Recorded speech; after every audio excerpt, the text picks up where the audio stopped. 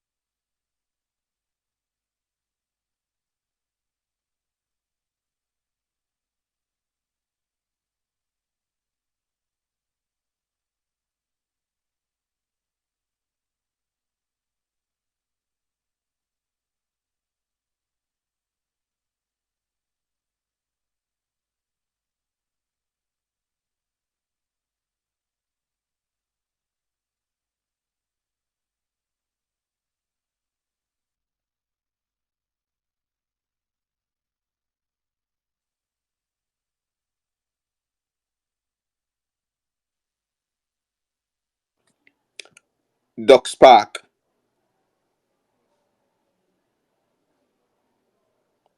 Okay. Hello. Are you there, Doc Spark? All Okay. right. Good morning. Thank Go you. ahead. Good morning.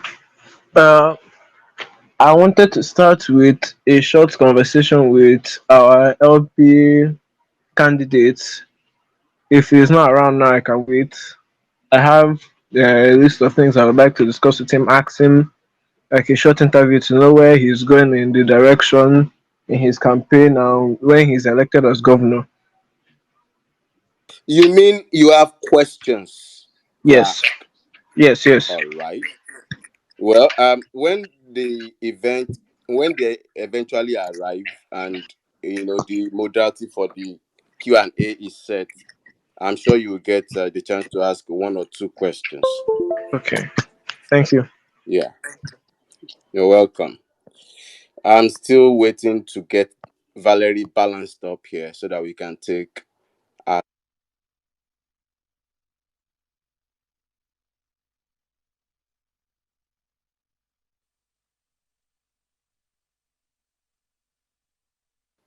Now on the space.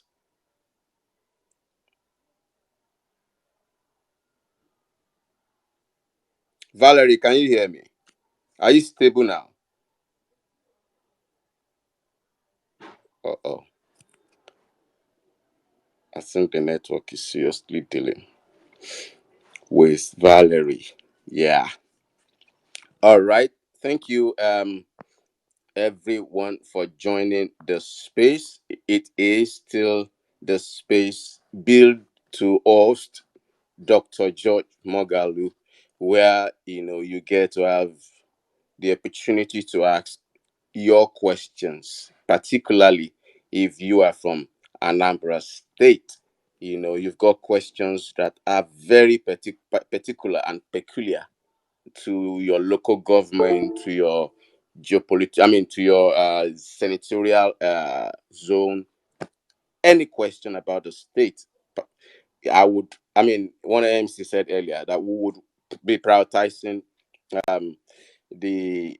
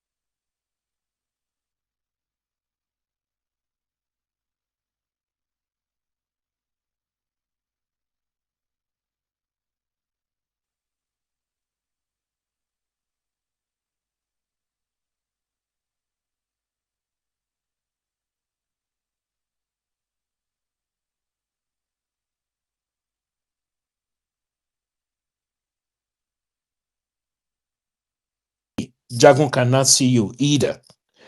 So you need to do something. Maybe reboot your device and try to reconnect. Okay? Please do. Sorry for that interruption, Jagun. Go ahead, please. Never mind. Never mind.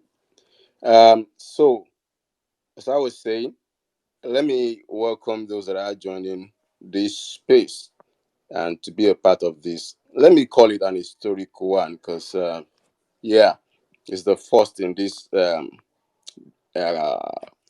new, I mean, in this forthcoming political dispensation that we are entering into. In fact, I dare say that we are already into it, all right? It's just that officially it hasn't kicked off. Already in the political era, I mean, in the campaign era and election era. The mood is here. So, Obi, Obi, I see you. Excuse me. Good morning to you, my brother. How are you doing today? Nigeria must work.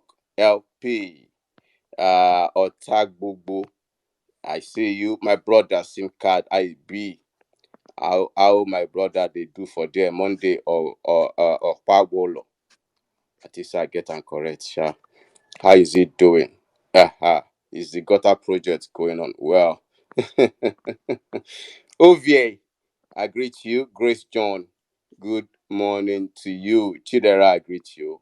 Bella, good morning. Uh, Blue Beret, good morning. Jumbo, good morning. William, everyone who joined the space. So be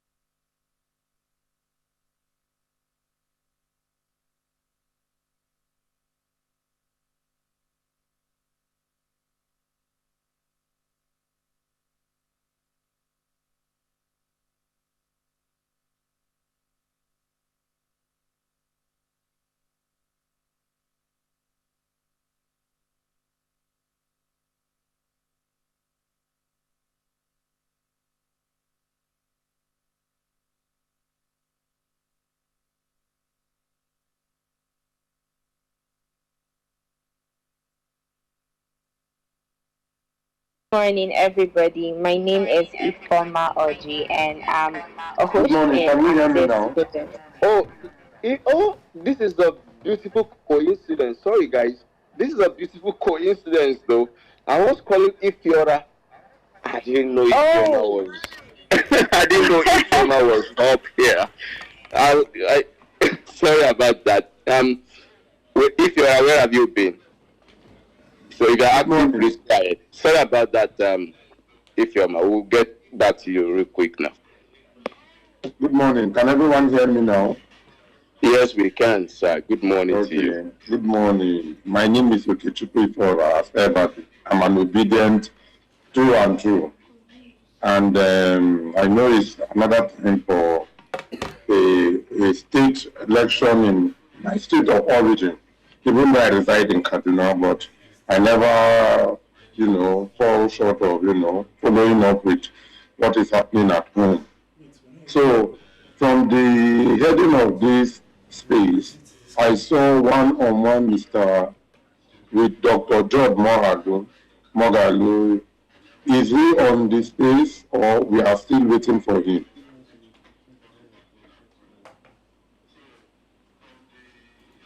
Hello? Go ahead, sir. You are audible. Yeah, I said, is he on the space now or we are still waiting for his arrival? Oh, sorry about that. I didn't catch the question. We're still waiting for the arrival of Dr. George and, of course, Dr. Tanko Yunusa. And at the same time, some few persons are having technical difficulties. Okay. Now, first of all, we start by saying that it is no distinct to say that Anambra is an Abuja state. It has always that way. Even though I know people from Anambra will not be dormant to follow Abuja into the river, we are still people who decide to only vote for the best. And I believe as at the time of the last election, whoever won was deemed to be the best as at that time. But I know a lot of things has changed, and it is now looking as if what we thought was the best is no longer the best. However, I don't know if you guys, the ones who are on ground, can follow up and tell us how strong is Labour Party in Anambra State. I am from Njikoka and I am from Abagana inside Njikoka local government. And I know that in as much as we all love Labour Party, in as much as we want Labour Party to rule, what are the guys on ground doing to make sure we solidify the base in Anambra State? That's one. Secondly, on our part, I've done Abga all my life because of people like Peter Obi, and then I was actually formerly a fan of Sobudo. But these few times, I'm seeing he has politicized everything. And we are no longer comfortable with that. And I just would really like to say the people, our Abuja people are at home, our APC, Labour Party guys at home, what are they doing to make sure they, enter the nooks and crannies of Anambra State? Thank you. I think I should yield there. All right. Thank you very much, Okechukwu. I think it was Bashir that I gave this response to, and I'll ditto it to you as well. I don't know. We'll be prioritizing definitely Anambarians when eventually Dr. Moghalu join us. We will do that. So I'll suggest that you hang on tight to these questions that you have raised, these concerns about, of course, this concern with even Labour Party particularly. Both of them, George Moghalu and Yunusa Tanko would be able to feed sufficient satisfactory answers to them when they join the space. So why not hang on if you can, Kechuku? pending their All arrival. right. All right. Thank you. And if I don't know if I 5 things you need to do to become popular. 5 things you need to do to become a. whatever they want to do, the best thing to use is the town union. Anambra is a place where if you can get many town unions to side you, then you are probably 60 to 70% on the road to success. So in case I'm not around when they come, I really think they should be looking at how to, go into various town unions and sell their ideas to them. But like you said, I'll hang around. I'm in Kaduna at the moment because that's my place of residence. But like I said before, I'm from Anambra and I put up with whatever is happening in my state. Thank you. All right, okay, Chiku. I would, maybe others would want also, because I'm curious. What do you mean by community unions? Okay. Now, am I still audible? Yes, you are. Very much audible. Yeah, so community union. In Anambra, every village has a town union. So whatever decision they want to take, most times it comes through that town union and then the various kingship, you understand? So that's what I mean by town unions. Those unions, if you can sell it to them, they know the people around the community and they can easily take this message home to their sons and daughters. I don't know if I've answered your question. Yeah, so for clarity's sake and for the record, you mean the leadership of these unions? Yes, right? the leadership of these unions, yes. All right. Thank you but very much. Not just the leadership, because the Igbos does not just follow one leader. They must be well represented to make sure it is not a one-man decision. I understand you succinctly. I get your point. I know that as part of the custom, yeah, with decision making, yeah. Yes. All right. Thank you very much, Okechukwu. And thank you. I yield the mic now. Thank you. And if you still remain on the space while they arrive, all well and good. You will no be able problem. to ask. I will. I'll stay. Great. All for country and for home. Yeah. Let's juggle the mic. Let's get back to my dear sister, Ifeoma. Ifeoma, you were rendering your opinion. Good morning, everybody. So my name is Ifeoma Oji, and I am a host at Active Citizens. And I believe that today is not just another campaign stop. I believe it is a test of vision, honesty, and accountability for the people of Anambra State. And I'm certain that Anambra State has never lacked in areas of advice, ideary, and innovations. But I believe the most important problem that Anambra encounters is more like continuity, integrity, and measurable governance. So I believe that we get to ask the tough questions today to the candidates, the prospective, candidates. And I'm actually delighted to be here.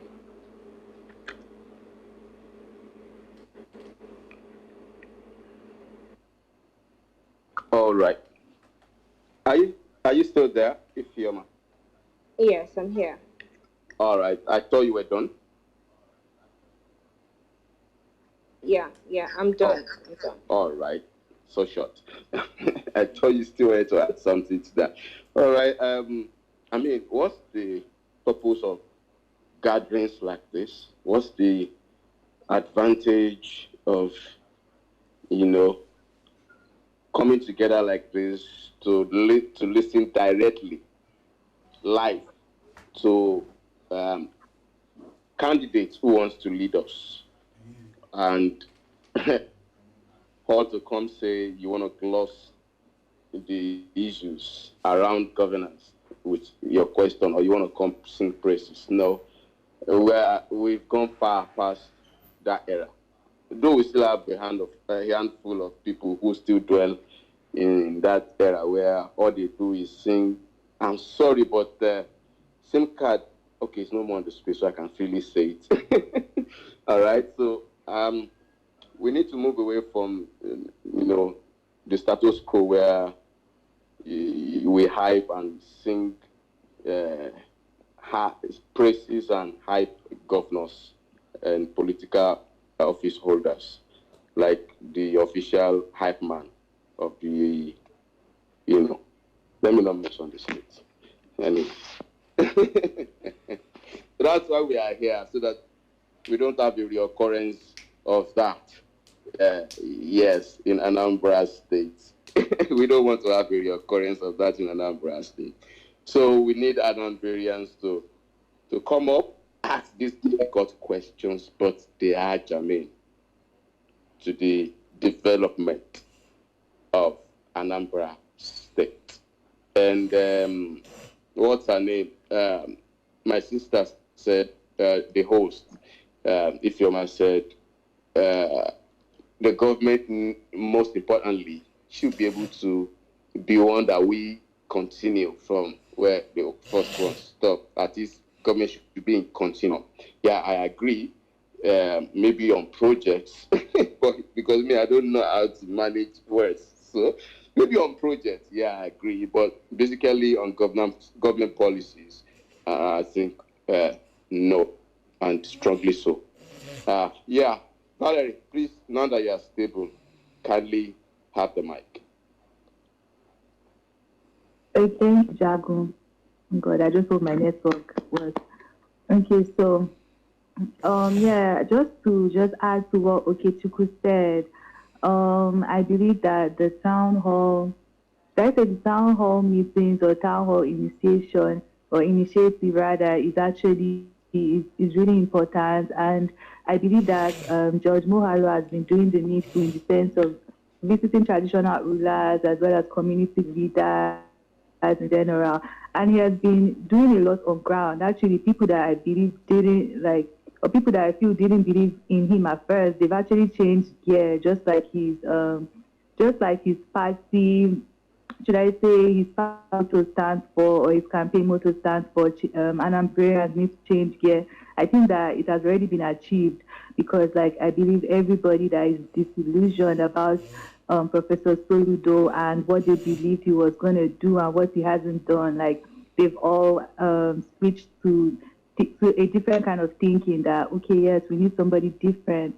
And we can see his passion, just like our principal PO, actually, we can see how he's about Anambra State, how he makes it clear. He outlines it basically almost on every tweet, what he's going to do in Anambra State. The things that are not good, like insecurity, if you check his tweets now and just type insecurity, he has outlined what he would do and what he would actually do for the elderly people in Anambra State, as well as the youth. He has an agenda for every age group. He has an agenda for every how do I put it? Every sector of Anambra State, and he has his own ways of tackling it. And when you read it, and when he even comes on stage, as you guys will see, like you will see just his intelligence. You will see how he can, the way he's going to tackle things when he becomes Anambra State governor, because I believe he should. He already has shown this antecedent by the way he communicates with Anambarians. Right now, I even reach out from Anambra State because of I believe that they actually are lucky to have such a credible candidate that already has past antecedent working at NIWA, and I just think Anambarians should just use this opportunity to do the needful and just please vote for George Moghalu November 8th. And I believe people on ground like Jack, they are also doing the needful because Okechukwu asked what are the steps they are taking towards November 8th. I believe that if you check these people's timelines, you see all the work they've been putting and all the work that is needed to actually get George Moghalu there. And I believe the people of Anambra State are the last stepping stone for him to get that mandate. And I believe they should all come together and rally around him from now to November 8th Because right now, trust me, ABGA is like a one-party state and it's not working. It's not showing working in Anambra State. I believe they just talk right now and there is no working. Even common roads, even in Onitsha, leading to the major markets, modern markets are inactive and it's so slow to get there. Then how is the economy of Anambra State going to grow? So I'll just leave it here, Jagu. Thank you for the opportunity to speak. All right, Valerie, thank you for your opinion on what it should be like on the space, on how we should take advantage on this, town hall meetings that technology had afforded us the opportunity to seize. All right, you said something about governance in Anambra State, particularly leadership. Well, okay, let me just still hold on to that. When Dr. George Moghalu comes, we'll be asking all of these questions from him. But in the meantime, let me humbly yield the mic to Big Mac, who, I just opened my eyes. He is a co-host by my side. I'm honored to be part of, to be by your side this morning. Yeah, let me not go MC mode. Magnific dude, good morning to you. Hey, Jagu, good morning. Can you guys hear me? Yeah, you are clear now. Oh, okay. Thank you very much, man. Good morning, everybody. I know it's been a minute. I've been on the space. Thank you so much, every one of you guys, for being here with one MNC as usual. We appreciate you all. We don't take you guys for granted.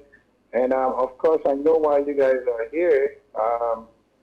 We're here today because we want to grow the gubernatorial candidate for Labour Party in Anambra State.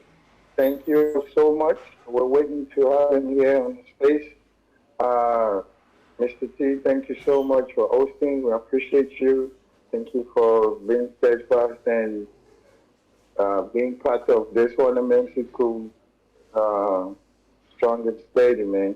We really appreciate you so much. I want to sincerely appreciate every single one of our old folks that are still here standing with us.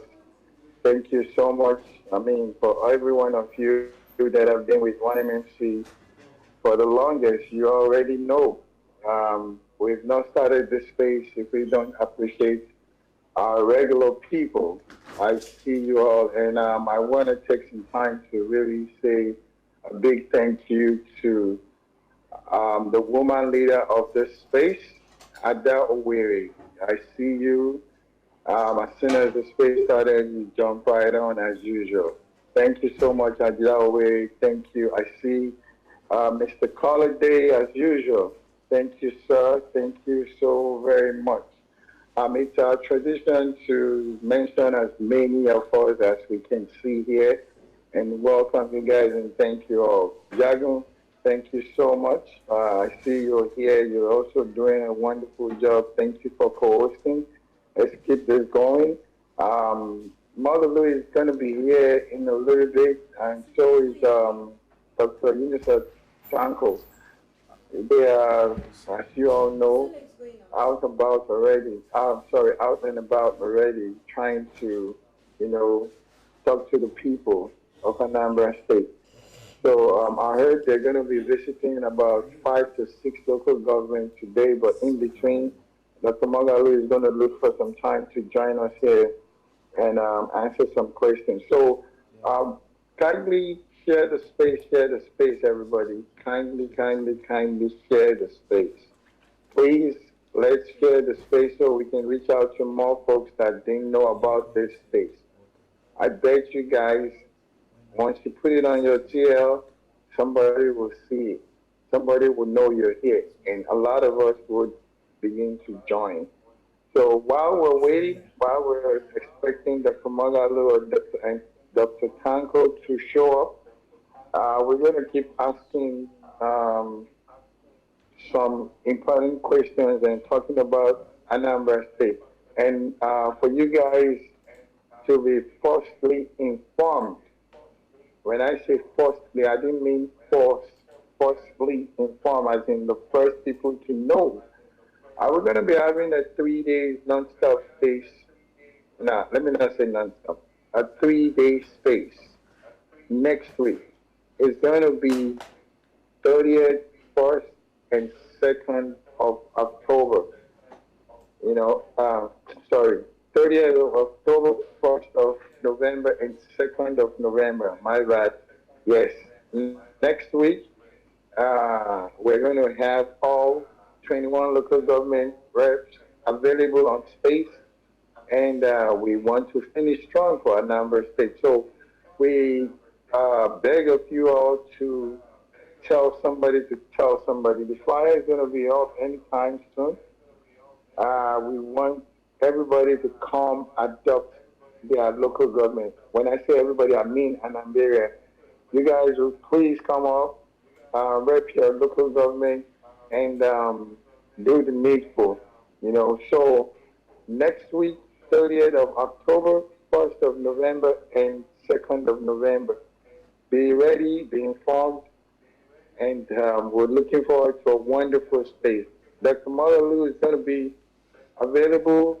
Dr. Tankwa is going to be available. Most likely, PO would be available, most likely. So, guys, after today, get ready for a 3 days. Anambra must be LP space. We want to finish strong. We want to make sure we take it home. Make sure we comb all the 21 local governments in Anambra State and coast to victory. So I want y'all to please, please, please share the flyers, like and repost once you see it. It's going to be out sometime today as soon as we're done with bringing it out there. We will let you guys know. We will tweet it properly, put it on the Jumbotron, and we'll take it from there. So thank you once again. Thank you so much, Okechukwu. Thank you, Chidi, Henry, Moses. I see you. Mr. Lucky, thank you so much, Mr. Lucky. Mr. Lucky, you're going to be giving us a situation report from Anambra. I know you're from Anambra State. I know you are neck deep into this election, and I know for a fact that you want the best for Anambra State. So thank you so much. Thank you. Thank you. Voices, I see you. Lamine, you're part of the family, so I see you. I see Uncle Akaji. Welcome. Thank you, guys. Ayo Yusuf, welcome. Charles B. Tatalu, thank you so much. Welcome. AOB, I see you as well. LP, it's been a minute, man. Thank you. Thank you so much. Thank you. I see you. AY, events with IE Dollard, I see you as well. Kingsley, thank you. Mazi OB, I see you. OV, thank you so much. OV, long time. OB5, I see you as well. Always fabulous. Thank you for being here. Boss VOP, I see you. Grace John, thank you. Ayobola, I see you as well. Roland, Kidira, Austin B, Steph, I see you. Victor Agu, thank you everybody. Thank you. Kindly share the space. Let's get this going. Jago, I'm just going to yield back to you. Oh, Valerie, I see you too. Valerie, thank you so much. I thought I heard your voice, yes, but that's true. You're here. So welcome. Thank you so much. Jago, I'm just going to yield back to you. Let me keep working behind the scenes to get them. Okay. So God bless you all. Thank you once again, and let's get this space going. Yeah, thank you so much, Big Mag. That's quite a rendition. Yeah, it become a routine for me to sit back and enjoy, that oratory prowess when you grab the mic. Thank you, for always standing the gap for the nation. Yeah, you had the man. Like I said earlier, for those of us who are just joining in, we will be prioritizing, questions from Anambarians. Much later, we would throw the conversation open for others to join in the Q&A section with Dr. Moghalu. We just heard that he would be, he's got 6 local governments to route today. It's not a easy thing. If you've worked with politicians and when they are on those inroads, you wouldn't find it funny if you're on that entourage. First of all, it's a crazy one. So I understand where it is, but I'm hoping that at the same time we don't keep Anambarians waiting on this space for far too long. All right, yeah. Just to note. Okay, I saw a dropped off voice of it dropped off. Anyways, who's new here? All right, Chief Henry, Chidi Henry. Apologies. Are you there now? Chidi. I'm not sure he's available to speak. All right, so please ask the real questions. Ask questions that are practical, questions that concerns governance, questions that, directly imply to human existence in Anambra State, not questions that, borders on personality majorly, So let's, Moses, did I skip you? Please, you have the mic if you are able to speak. I just noted now.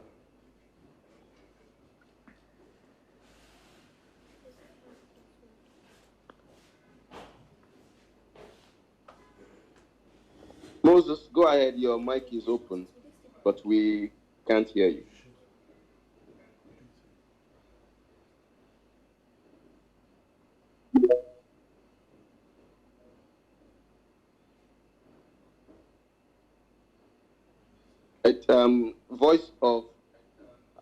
Voices beyond the front line. Please go ahead. I saw your hand up earlier. Good morning, everyone. Good morning, sir. You're welcome to the one-on-one space with Dr. George Moghalu. I so much appreciate this privilege to be here. Voices Beyond the Frontline is the project that we're working on here in Anambra State. We're collaborating with Active Citizens Media. The name of the organization that is pushing this project is Creative Mind Center for Youth and Community Development. It's an organization, non-governmental organization here in Anambra State. So we're collaborating with Active Citizens Media in hosting Anambra State gubernatorial debate. Sharon made mention of that before now. All right, so there are some questions that Sharon couldn't answer, which are questions that only us can answer because we are directly in contact with these people. There was a question that was thrown to her concerning the number of governorship candidates that will be coming during the debate. Actually, we've reached out to 8 of them. Give me a minute. We have reached out to Governor Soludo, Professor. We've reached out to the APC. We've reached out to ADC, Labour Party, AAC, Boots Party, and NNPP. These are the 8 governorship candidates. The reason why I mentioned them is we have acknowledgement from them that they will be coming. Some of them were even the ones that sent some of the pictures that we use in creating some of the flyers we used in publicity. All right. So these are the people that will be coming. The Voices Beyond the Frontline is a platform that what we want to do is not the regular debate. All right. We want to give voice to those governorship candidates, every governorship candidate, to experience what it's like to even contest as a governor. Most candidates, they do come out. They don't even come in the same platform to express themselves, to tell the people of the state that, okay, this is what we're coming to give you. This is the policy we're coming. This is the economic plans we have for the state. Nobody gives them that opportunity. But we want to change that narrative. We want to give them that opportunity to stand and interact and also tell the people what they have as their plans. Whether they are the favorite or not, whether they're going to win or not, but let's hear it from them. That is what Voices Beyond Frontline is all about. Currently, the program is going to be happening tomorrow at Hollywood Event Center, Agoka. All right. So I don't know if there is any questions for this particular project. I greet everyone, and like I said, I'm so glad that I'm here. The link of this particular space was shared with me by Voice Beyond the Frontline. Okay, go on. Can you hear me? I can hear you.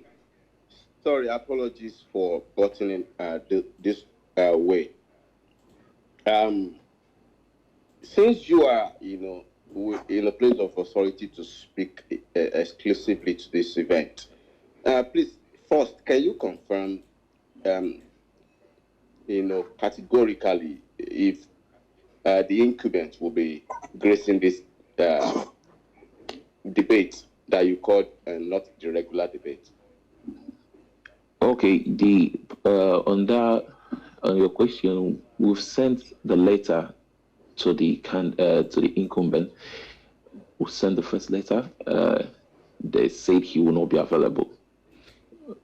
We sent the second letter, which they acknowledged and did not say he will not be available again. That was how we now say, okay, that's a sign.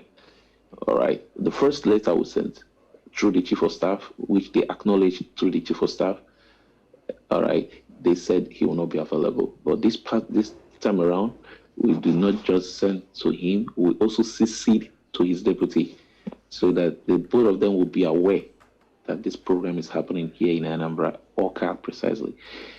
Okay, so yes, that's why we can say that yes, he's aware and he will be coming. If he's not going to come, that's on him. But we've done our part. All right, thank you. I just wanted to feed that curiosity. You can go ahead. Apologies. No problem. I think someone is raising his hand over here. Oh, okay, Chidera. Would that be all for now? Voice Beyond the Frontline. Yes, because I also want to personally invite the Dr. George Moghalu. All this why the DG has been the one representing him in communication. So the DG is aware of the project, and he has even the letter of invitation, and we'll also have the acknowledgement letter. Like we've already had this communication he even told me that Dr. George Moghalu already have it in his diary, but I just still want to pass the message to him. That's all. So, voices beyond the front line. Thank you so much for being here. You'll have the opportunity to address that question directly to Dr. George Moghalu today. So no matter what you do, kindly stand by, okay? Secondly, if you have a digital flyer for that event tomorrow, kindly post it on the Jumbotron. And the 1MMC would equally help to post it, okay, for more coverage. Because they say politics is local, but it still extends beyond the state line. It affects everyone generally. So let's put our hands together and get this moving. Thank you very much. Please stand by there, okay? Jagun, back to you.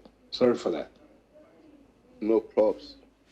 All right, yeah, I was going to equally address that initially. I was going to ask, in fact, I was even going to probe into voice beyond the front line and ask, man, we are those voices beyond the front line, and usually the publicity for this event, that even if it is, for Anambarians, but online on the digital space, we haven't heard about it. And yeah, like the host said, please avail us with this digital flyer so that we can pass it on and garner the attention of Nigerians and particularly Anambarians that are spread across the space. All right, thank you very much. Beyond the front line, let's quickly come to Chidera, who's on we are up. Go ahead, Chidera. How is it? Good morning. All right, Dragon, good morning. Good morning, everybody. Can you hear me? Oh, yes, we can. Good morning. All right. So please, I want to ask beyond the front line some few questions with regards to this program that you just mentioned.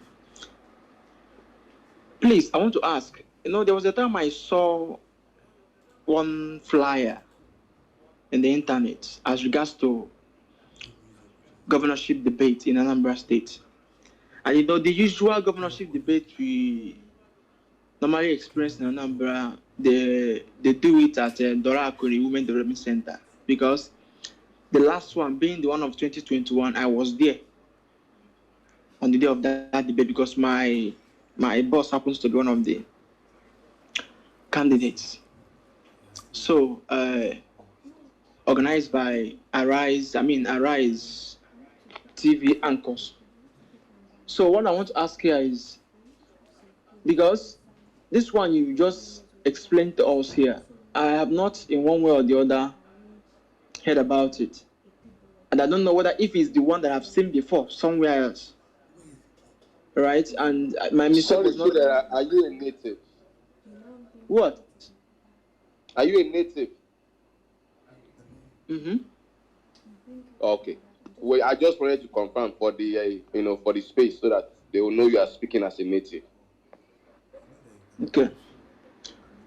So, will this particular debate be broadcasted live? That is one. Who is going to attend that debate? That is two. And thirdly, you said that you are the one sponsoring the debate, because there is something we normally see that happens in Anambra State. Sometimes candidates sponsor debates, and when you come to that debate, you will see a different thing altogether. It's something we normally see. So that's the reason why I'm just trying to throw these questions for you to respond to them. But please, I will just stop here for now, because I'm in Anambra State as we speak. And the debate you're talking about, I've never for once heard about it.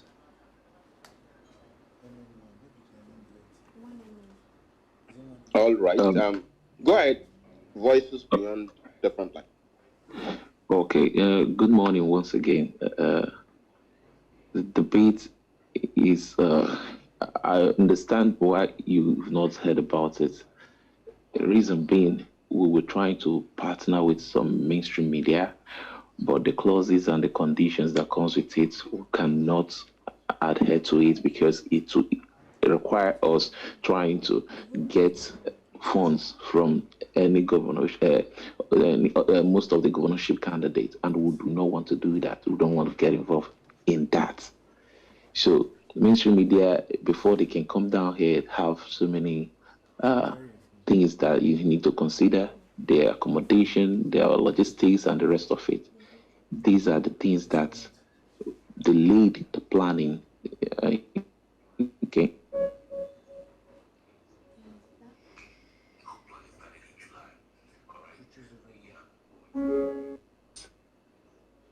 That's delayed the planning, because the whole planning started in July. All right. Yeah, we might not have that audience when we started, but so far I can tell you type hashtag voices beyond. I've already sent the flyer on the chat as we're talking. Type hashtag voices beyond the front line. You might check the Facebook also. You'll be seeing videos or short videos that have been done concerning this project. You asked the question concerning who and who will be the audience. We want the audience to be people that have been trying to help in fighting the corruption in their own way, in one way or the other, and also the people that have been helping in policy decision making and the rest of it. Who am I talking about? I'm talking about the civil society organizations. Okay. And also remember that each of the candidates, while they are coming, they will be coming with their own team. So they will be with their team, and the civil society organizations will be there. We really do not want to get involved with any, even ABS, Anambra Broadcasting Services, you are in Anambra, we do not want to partner with them because it's also under the government parastatal. Anything that will make us get connected with government, we actually abstain from it. That is why we are partnering with Active Citizens Media. Active Citizens Media will be live streaming it. Sharon made mention of that before now. So just follow the Active Citizens Media, you will get it. Not just Active Citizen Media, you also see it online. So many other persons will be live streaming it. Okay, so I don't know if I've answered all the questions you thrown at me. All right, Active Citizens Media. Please, I don't know. You can send the link, share the link here, so we'll see it. And the flyer you said you sent on the chat box. I can't find any flyer here. Chida, let me confirm this, please. No, I don't think the flyers are yet. Maybe they are loading up. They are not yet on the chat box. Just hold on, Chida. Let's give it time, and we'll check again. If we don't see it, then we will ask Voices Beyond the Frontline to resend them again. But Voices Beyond the Frontline, I think this issue of the publicity for the event should be reviewed. I think you still have between now and tomorrow. I don't know when the program is kicking off, but you still have, some few hours to make do of the opportunity of the spaces. I mean, of the attendance on this space to spread this event. Yeah, I think publicity is as good as the event. I mean, the event is as good as the publicity. When you give it real publicity, then you will get the success you need. Kind of, my opinion. Yeah. So since Chidera says he's in Anambra and and Chidera, like this Chidera that I know is active, so I don't, and I'm sure that he wouldn't be the only person back home who is having this kind of experience too. So please let's fill the gap. Thank you very much for what you guys are doing, Voices Beyond the Frontline. Yeah, we're still waiting for Dr. Moghalu to join us, and also waiting for Dr. Yunusa Tanko to join us on this space. Both of them to be speaking to us, or better still, attending to questions that Anambarians and Nigerians will be asking them today on the spaces. So it's one-on-one with Dr. George Moghalu. And the other part is, the cabbage emptor that has been slapped out there. And I love the way one MMC just did it here. The cabbage emptor. Obedient movement it's not for Shobido. That's the cabbage emptor. Nobody verified it for Solido. Chidera, you want to say something? Jago. Yeah. You see this obedience stuff they just mentioned. That thing is scatter my head since last 3 days. Yeah, but there are some persons who are impersonating perfectly. Yes. The thing, honestly, I felt so bad the day that I saw that nonsense.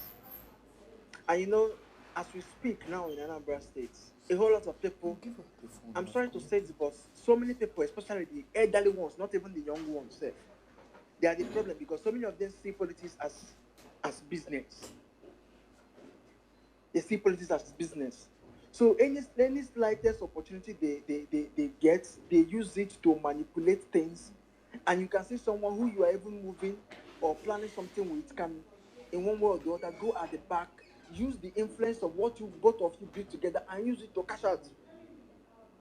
That is what is playing out in Anambra State. A lot of those elderly people that find themselves to always be politicians on the street, this is actually their harvest time. You get? This is their harvest time. And people like that man on that picture that call himself the leader of Obedient Worldwide. I don't know who gave him that leader.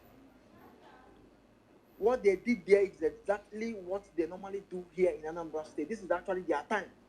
He will go there and tell them this and that. I can pose as the social and so representative for Obedience, and they will pay for airtime. That Arise broadcast was paid by APGA, not him. You get? So all these things you see them doing is what they normally. But my anger is with the Obedience. I must tell you the truth. Obedience are not really active when it comes to Anambra State, and even here on X, it's just few persons that always post about it. All the people that call themselves Obedience, that we were all together from 2023, it is as if they all abandoned Anambra State election because of that nonsense conviction for some persons who are in Anambra State, saying that Anambra is, and some of them has even given up hope. That is the most annoying part. Are you sure the Labour Party is not, the Labour Party's candidate is not doing enough, and without considering the funding that is involved? The governor, who is incumbent, using his influence as the incumbent, using state funds to push so many things. Whenever he goes for any campaign, Arise channels gives him airtime. They broadcast those things live. I do watch it on my screen, my office. So these things are not chicken change. Chidera, can you hear me? Before you Yes, move I can on hear to you. the nice line of your thought, let me ask this question. Since you are very much home and you are actively engaged in governance in Anambra State. And when I say governance, please, most people do not always get this thing. If for the fact that you are a civic, you are engaged as a citizen, you are, part of governance. So, Chidera, there were times when this conversation came up. I think on 2 occasions it came up on spaces that we do always hold. And it was about, the active involvement of Obedience, in Anambra State, just as you are complaining right now. And of course, the connect between the movement and Moghalu himself, the candidate in the state. So it becomes a problem on the space on those 2 occasions, and it became a brief argument, not a discussion, but an argument of who ought to open the faucet for connection. I mean the open the link for connection so that Obedience can get involved, and who didn't play the role out, and all of those. All right.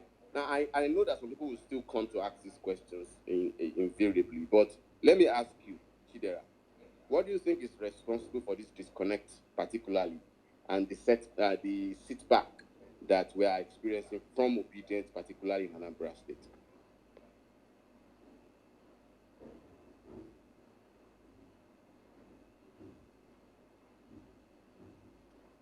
Chidera, are you there? Yes, I can hear you. Did you get my question? Yes, I got your question. I think the issue here is one, from the people who are piloting the affairs of that Moghalu campaign. Do you know why I said so? There was a time I laid a complaint here on Space. We are with Jack, and I complained something about my experience with them in one of the WhatsApp groups. You get? Some of you were here, we are on that space that day. And I told him, guy, why are we acting like this on that WhatsApp group that after posting video, the reason why they removed me in one WhatsApp group, and that WhatsApp group is the one that had to do with Labour Party and George Mohal. And the video that I posted on that WhatsApp, all this video I normally do is about P2B. The next thing, I was kicked out of that WhatsApp group. You get? So I said, why now? I thought this thing is all about Labour Party and obedience. Why are they not removing me from this platform? So I came to this space that day. Jack was on the space that day. I presented this complaint. Jack and his response was never in any way good at all. He wasn't even friendly with that issue. At some point, he wanted to start causing issue on the space. I became so angry, and I said, don't worry, I don't want to be part of the WhatsApp group again. It did not still take me away from participating in obedience or anything that had to do with Labour Party or P2B. Because whatever I'm doing it on my own, not for anybody. So the reason why I reference this is that there are some persons who might, in one way or the other, be aggrieved by the activities of those who are piloting the affairs of that thing. And the thing there is that there are so many people who were part of obedience and also part of Labour Party in Anambra State. What those who are part of that campaign team should always do is to bring those people close in doing all those things. You get? And you know what I observe, especially sometimes you see them on X here, some people say, I'm no longer part of obedience, I'm no longer. The reason being that so many of them just want to be at the helm of affairs. It's not a must that everybody must be there or as a leader. But the thing, they engage with those people who are on the streets. Apart from moving on the streets, greeting people, market women, no. There are people who organize groups, women, youths, on different local government streets. It's not about moving from one area to another to greet people. The relationship between those who are part of that campaign and the obedience is the problem here. I must tell you the truth. So and you are telling me that obvious. You are telling me that we're having those who are forming like his immediate cabinet, are those forming the wall between him and Yes. the people and the obedience. Yes, exactly. Talk. Go ahead, sir. That is the issue. And one thing there is that those people who are now with Moghalu, who find themselves to be part of that campaign, ignore those people, thinking that forget, even without you, we can still do what we want to. But no, you don't ignore people in issues like this. Bring those people together, on which they are not doing. That is the simple truth here. That is the reason why we have this kind of loopholes. One idiot from somewhere will just go and pose as obedient leader.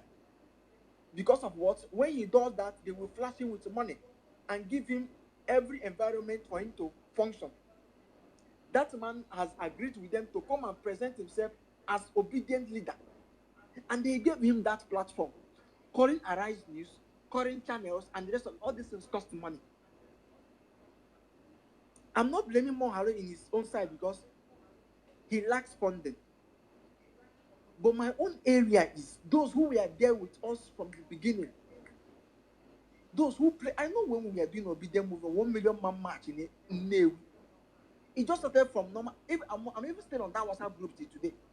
where they organize very big, massive 1 million man march. And I hardly see posts about Moghalu and see them post like push the way they were pushing during peak Obi time. All these things is all about engagement.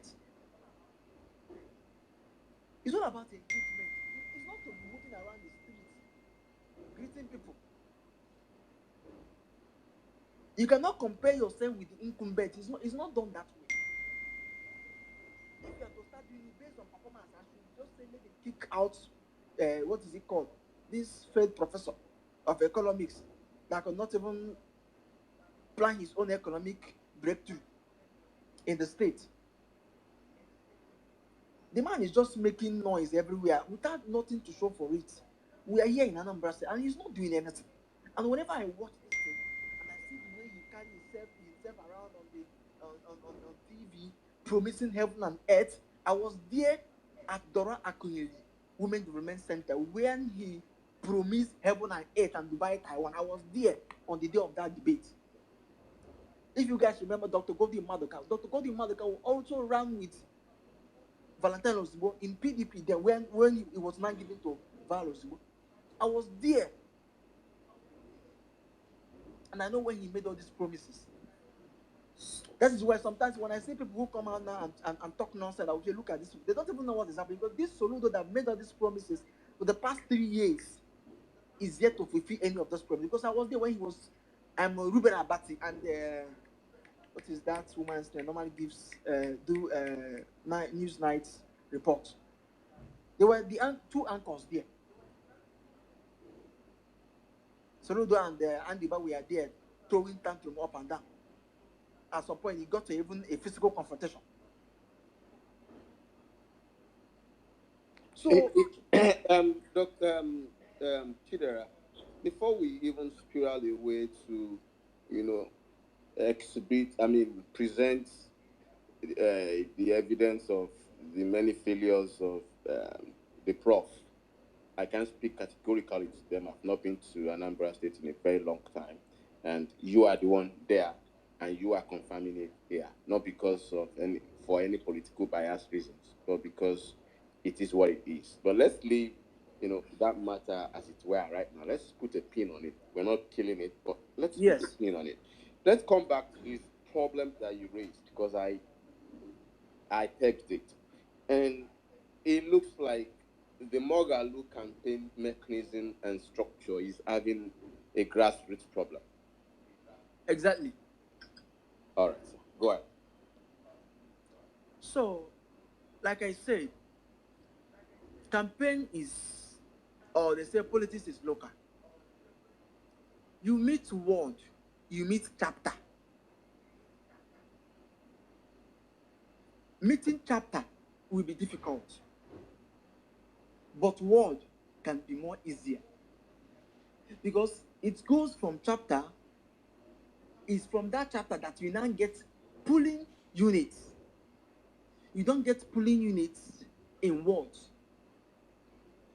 Ward is like secondary system. There are like 10 or 30 pulling units in a ward or something. Yes, it depends. Some ward might have one polling booth, then have 3 units. Like where I vote, we have 3 units there. You get. My one is 008 in Inewi. So for you to get people who vote, the real voters, you do that through chapter. And the people are on that chapter are not people that are somehow political aware of what is happening currently as we speak.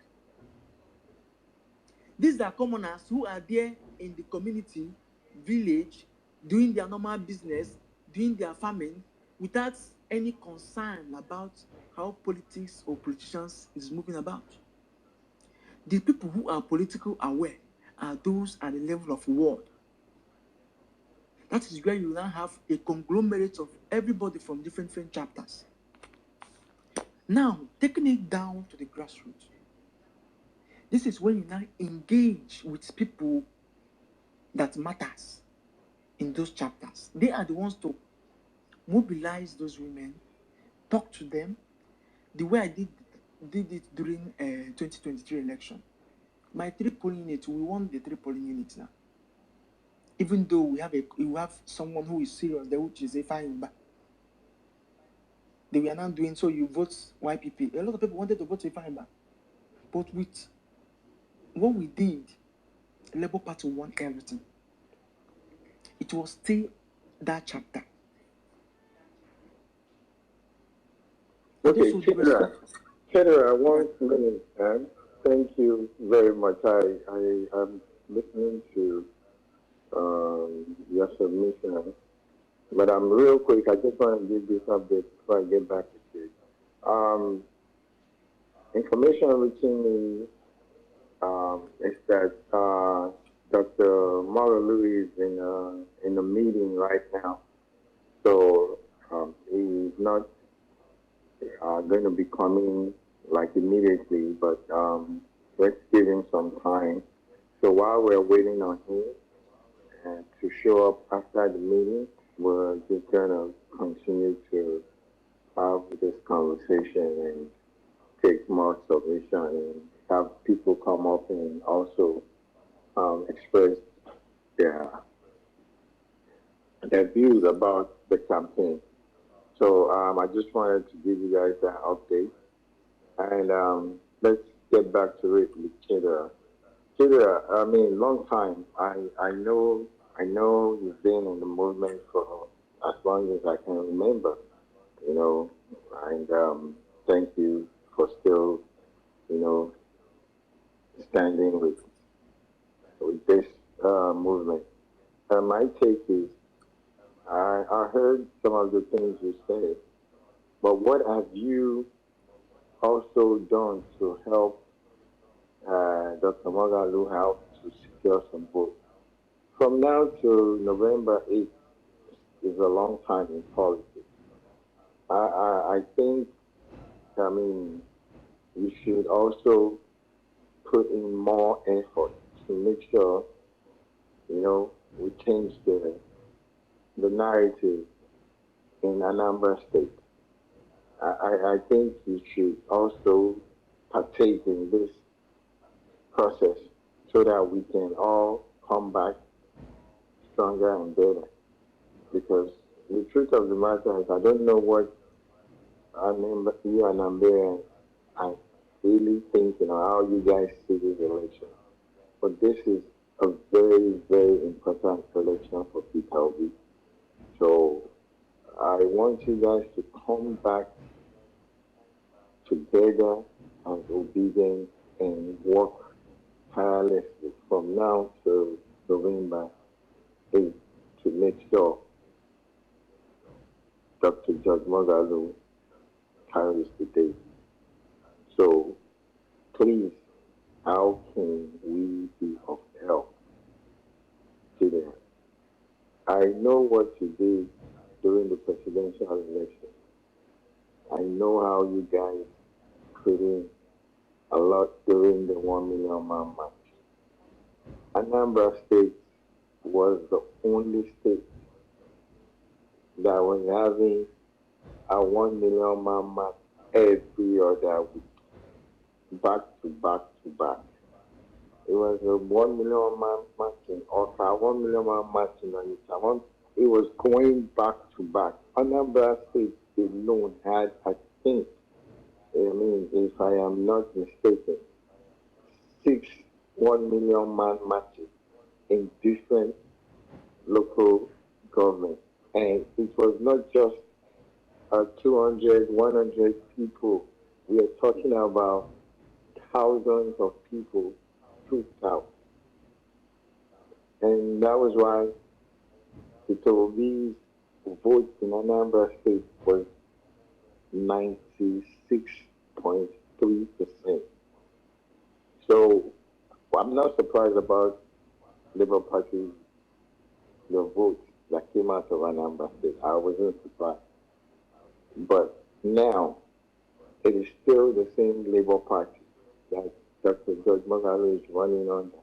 It is still the same Labour Party that is championing it is still the same mama papa thing. So what is going on today? I know you said some things about people are, detached from Labour Party based on this so-called Abure issue and the whole area of what was that convention. But we still have a lot of people like you. Why are we not doing the needful? We want to change the so-called status quo. We need to put in the work. So I'm not trying to come at you, but I want you to please pull up your sleeve, get out there, and help us win Anambra State. I hope you get my message. I'm going to read it back to you. Anyway.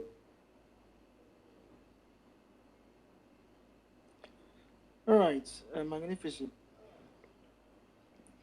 I heard what you said. I heard what you said. The thing there is that we are here doing what we could just to help.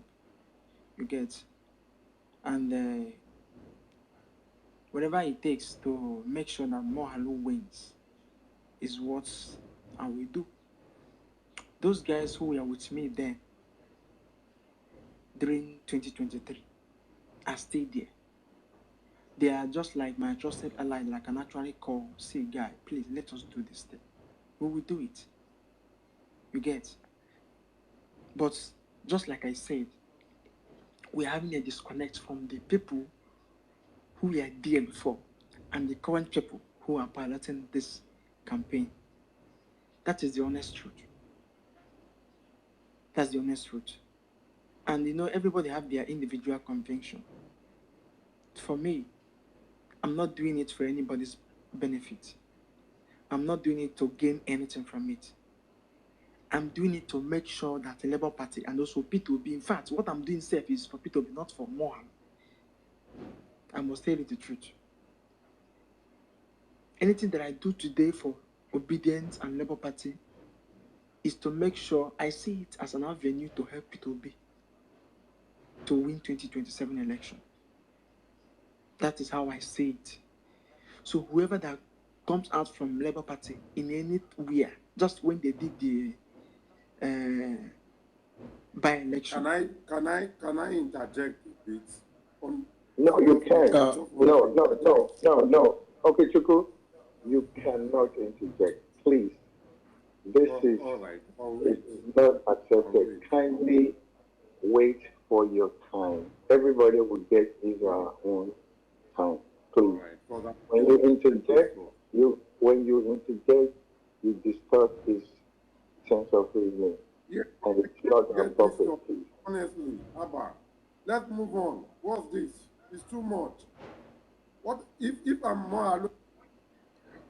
Okay, Chiku, please, can you exercise some impulse control, please? Thank you. So, Jago, let me take a moment and come in here real quick. Thank you so much. So we are having Dr. Yunus Atanko here, so I'm guessing that soon enough we will have Dr. George Moghalu joining us. But before I swing over to Dr. Yunus Atanko, Chidera, there was something that you said, you alluded to, which I would like to help you to understand the status presently. Now, Dr. Yunus Atanko has been on the ground, I'm guessing, at the least 3 weeks now in Anambra State. Everything you said earlier, I'm not going to debunk it, but I'm only going to tell you the past 3 weeks. To my knowledge, he has been on the ground coordinating the 21 local governments and the coordinators, so which means there is a solid structure on the ground that you can work with moving forward. But let me not take it away from him. He is here. He will be able to give us more details on that. And please remember that Magnific Dude said, I think 30th, 1st, or 2nd, thereabout, we are going to have the local government coordinators on the 1MC as well. So that gives you the opportunity to connect with them directly and get things moving. 24 hours is a long time in politics. So if you start off today, you can still secure some votes. All right? But thank you for your service thus far. Magnific dude, would you like to welcome Dr. Tanko? Let me hand it over to you. You're the landlord here. Thank you very much, Mr. T. Chidi, sorry we had to cut you off for a minute because we have the National Coordinator of Obedient Movement in the House, and with due respect, we have to formally introduce him to everybody. I know he wants to talk to all obedient and well-meaning Nigerians, and would like to give you the mic, Dr. Yunus Tanko. Give us an update as per what's going on in Anambra State first time, and let's hear from you. Thank you, sir, and the mic is yours. Take it away. Okay. Thank you, Mark. Thank you, everybody, and good morning where I am in Nigeria at the moment. I actually dashed down to Abuja just for a day program with His Excellency Mr. George Moghalu. I want to thank you again for being on this call, very important to whatever it is that we are doing.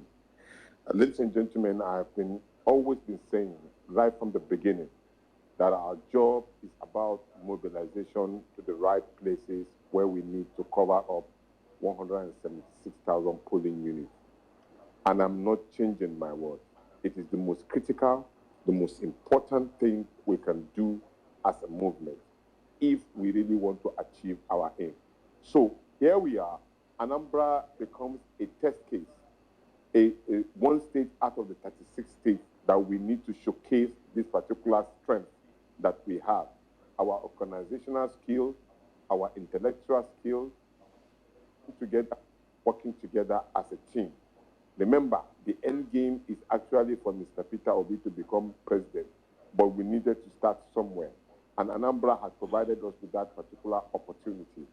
And I can say gladly, when I got into Anambra, I met Jack working very hard. And I must commend Jack for pushing this through and then creating this awareness for all of us. Interestingly, yes, there are issues as regard to probably supporting Mr. Moghalu or not supporting Mr. Moghalu, whether he's popular or not popular and all of that. But the story has changed now, and it's because we are on the call and all of us are involved. Ladies and gentlemen, Anambra State has 5,720 polling units. 5,720 units. We have a platform. We have actually said that we are going to hybrid what we are doing, both technologically and then physical presence of human beings who are capable.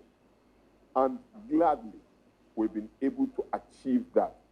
Within a short period of time of 1 or 2 weeks, we've been able to mobilize that particular sense of reasoning on Anambarians. And His Excellency Mr. Peter Obi have been with us about 4 times in Anambra. In fact, 2 days ago, 2 or 3 days ago, he was there on ground zero with us. I can tell you authoritatively, we have had meetings both in 3 senatorial districts, in Newi, Oka, and Agwata. No, not Agwata, Okuzo. And in all of these places, we were able to mobilize 9 different groups. Identifying those particular 9 groups were those who want to work with us. And this group include the Obedient Movement, the Labour Party, COPDEM, Ordinary. We also met with volunteers for George Moghalu. We have also a group called Believers. We have 9 groups, and each of these particular groups came up with all of their award, leadership, and all. And at the end of it all, we were able to generate 180 1,800 personnel physically on ground who represent the local government. I'm not talking about those who are on Twitter or in social media. I'm talking about physical. We met them.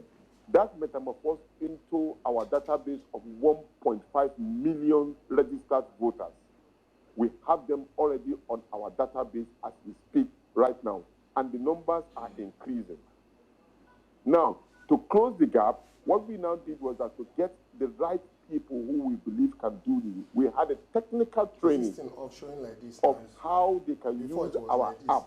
The app is I'm sure everybody who have been able to reach it can do it now, right now as I'm talking to you. Just go to obedient.com and then you are on.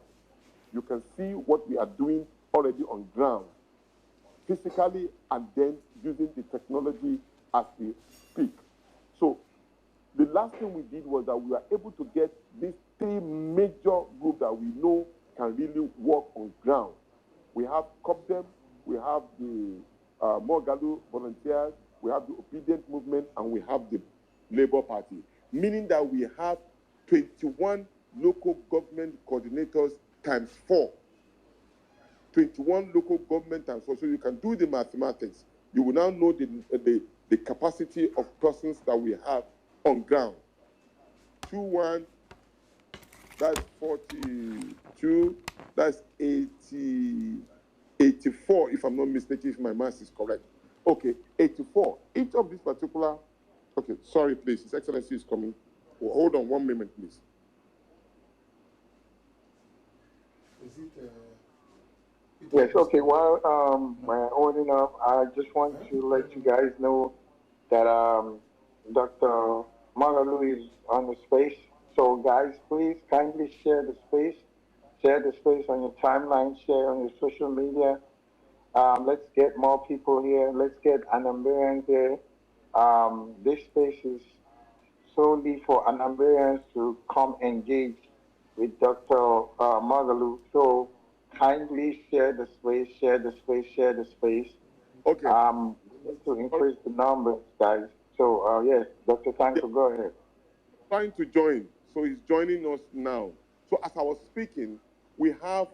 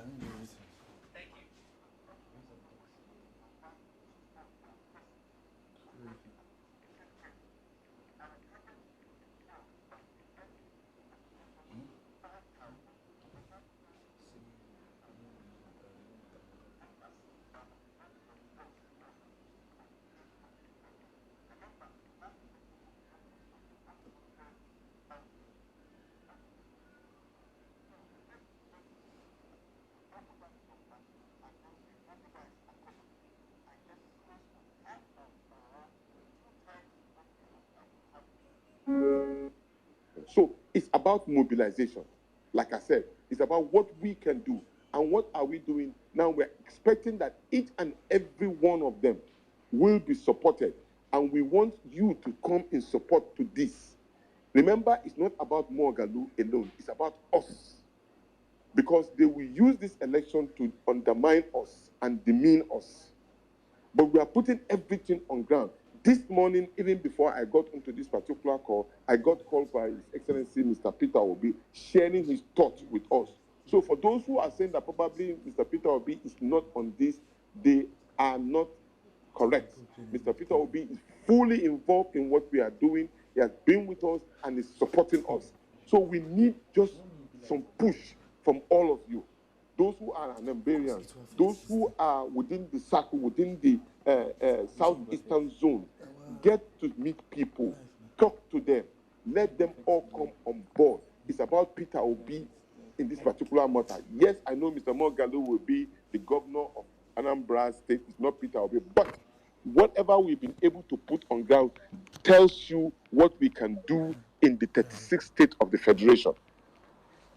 Whatever we do as we work together in Anambra will tell you the sample of what we intend to do to cover all of that particular unit in the whole federation. So, gentlemen, let's get to work. We are there. I'm heading back to Anambra to continue with the work. We need all your support. Call your brothers and sisters. Support everything you can do to support. Let's give them a fight for their money. Let's give them a fight for those who they are undermining the Nigerian strength. Let's give them a fight to know that, yes, we are doing democratically what we need to do to showcase our strength. I thank you very much for listening, and I hope Mr. Moghalu will join us no distant time. God bless you. Thank you, Dr. Tanko. Dr. Tanko, I have a little brief with you. You are on the 1MMC space. You're not on a call. Please, 1MMC space. Dr. Tanko. So I am on MMC space, not on a call. Yes, 1MMC space. That's it. All right. Thank you so much, sir. And I appreciate you. Guys, so you've heard Dr. Tanko. It is our election to win. Obedience. Please talk to somebody and let somebody know about Dr. George Moghalu. Chidi, I am sorry we have to keep you muted for now. We have the presence of Dr. George Moghalu on the space. Doctor, we thank you for spending this time with us on the 1MMC space. We are glad to have you here. We are going to be talking to you about your plans for Anambra State and how you intend to win this coming election. If you have your manifesto written or prepared, get ready to let us know and answer some interesting questions from Anambarians worldwide. We welcome you. This is the first phase of our interaction with you. October 30th, November 1st, and 2nd next week. We're going to be having a 3-day Finish Strong space where we will be bringing the 21 local government coordinators with the help of Dr. Tanko on the space, including yourself, and all Anambarians worldwide would come and represent their local government. Whatever you need, they would be willing to support you. I will share the flyers with your people. Please kindly retweet, make another video. Let's push it out there for every Anambarian worldwide to be part of this event. 1MMC is known for grassroots mobilization. We've worked with TVN, Super Volunteer Group, and many other groups. All we do is we come here, we crowdfund, we support every candidate that is affiliated with the movement. We don't do it for money, for incentives, for nothing, but we do it for the love of our country. Thank you, sir. Thank you for being here. I want you to please unmute your mic and present yourself to the people. Jagun, I yield back to you. I just want to take 1 minute to say, Maurice Moye, I see you. Thank you for all you've done and all you keep doing. Keep mobilizing. God bless you. Thank you, sir. The space is yours, Dr. Moghalu.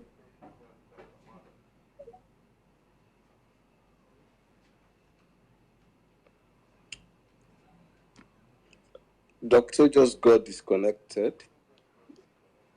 I don't know what went wrong. All right, it's okay. it's not a big deal. If we got disconnected, it will reconnect. I mean, we're used to this. The most important thing is he's here, and we'll figure out a way. You see him as a listener there, so probably when he requests for the mic.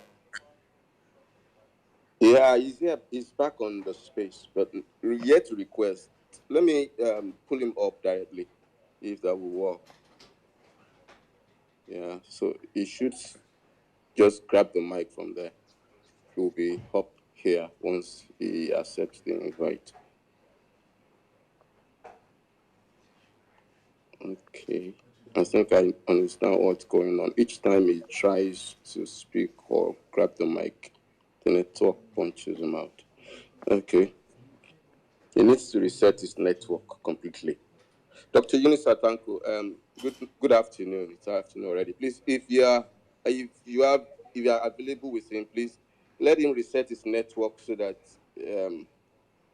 this can be resolved completely by default. Okay. Thank you, sir. All right. Good afternoon, Maurice. Thank you for Doctor. Go ahead.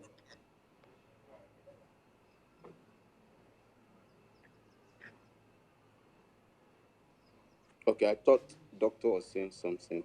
All right. In the meantime, please, let's be objective. Let's be forward in a line of thought, forward thinking rather, in a line of thought, and in a perhaps questioning as we await Dr. Moghalu solving that technical issue.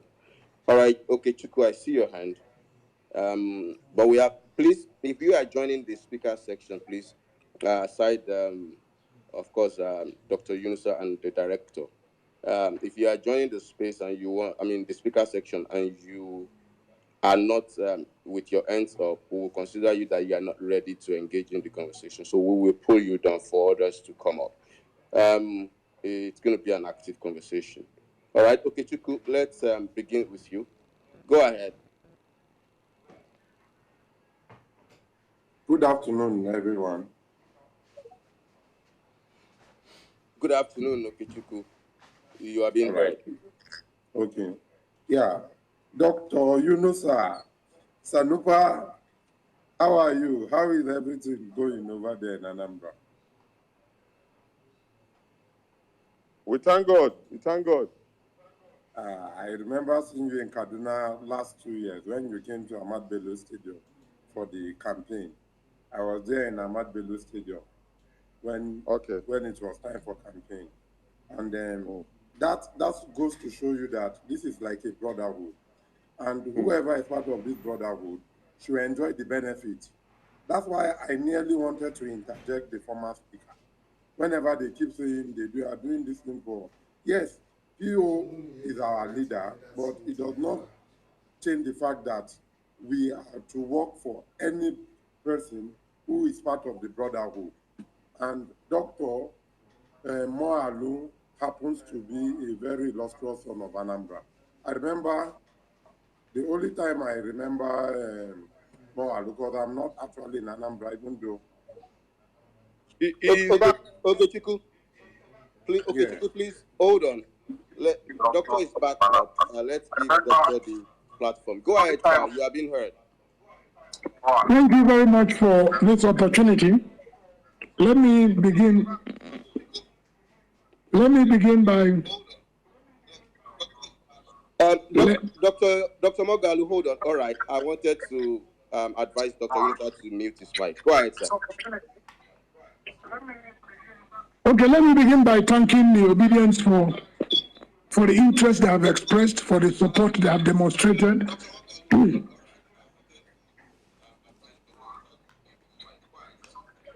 Okay, good afternoon, everybody. Let me begin by thanking the obedience all over the world for the support they have expressed, they have demonstrated in this my bid for the governorship of Anambra State. Let me put it on very clear terms that I am determined in the pursuit of this agenda, and by the grace of God, we are going to actualize it. I want every one of us to have it at the back of his mind that this project is not something I can do alone. It is something we will do collectively for us to be able to actualize our desired objective, which is to change the narrative in Anambra State and bring good governance for the benefit of our people. And like we ordinarily say, that Anambra Gadim Mozo, that is to say, Anambra, it is going to be well again with Anambra. Let me sincerely appreciate our leader, Mr. Peter Obi's Excellency, for the encouragement. He has demonstrated it in every terms, every form tangible, to show his commitment to our objective, to show his our desire that good governance will be brought back to Anambra State. So I sincerely thank him. I want to place my appreciation on record. And for each and every one of you, members of the Obedience, in one way or the other, you have demonstrated support despite the challenges, despite the distractions. You have remained faithful and committed to the agenda. I'm sincerely grateful, and I owe you a word of gratitude. Anambra State, for me, is not where Anambra should be, ordinarily speaking. Things are not working well.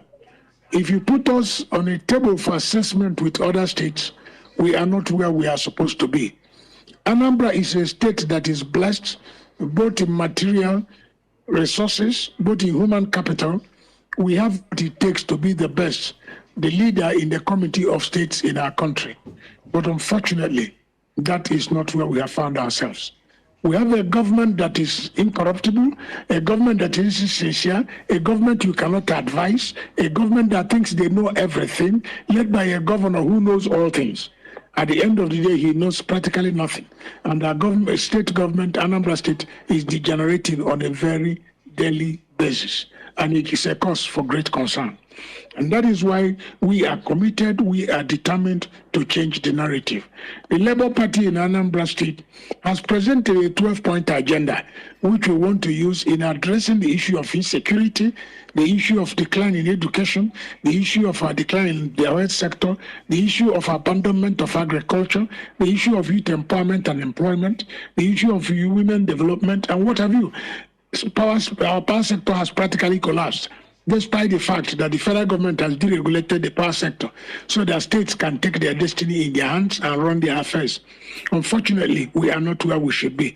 It may interest you to note that Anambra State government only 1 week ago inaugurated a committee to advise them on the roadmap to follow in addressing the issue of power in our state. And everyone knows how important it is for a state to have power so that you can drive your SME sector and then drive your microeconomic activities within your state. But unfortunately, that is not the case with Anambra State. So we have come with a determination, with sincerity of purpose, and a commitment to do things right. For insecurity, everybody knows that unless you address the issue of insecurity, it is not, if you leave it unaddressed, like it is today in Anambra State, it will affect our economy, it will affect our living standard, it's going to affect everything. All developmental indices will collapse because it will not work in an insecure environment. No sane person, and I mean every word of it, no sane person will want to invest in a community or an environment that is unsafe. You are all aware with the publication released by the National Bureau of Statistics that Anambra State was not mentioned amongst the states that have attracted foreign direct investment into the state. And this is almost 4 years the government came into office. You are also all aware that industries are shutting down and being moved out of our state.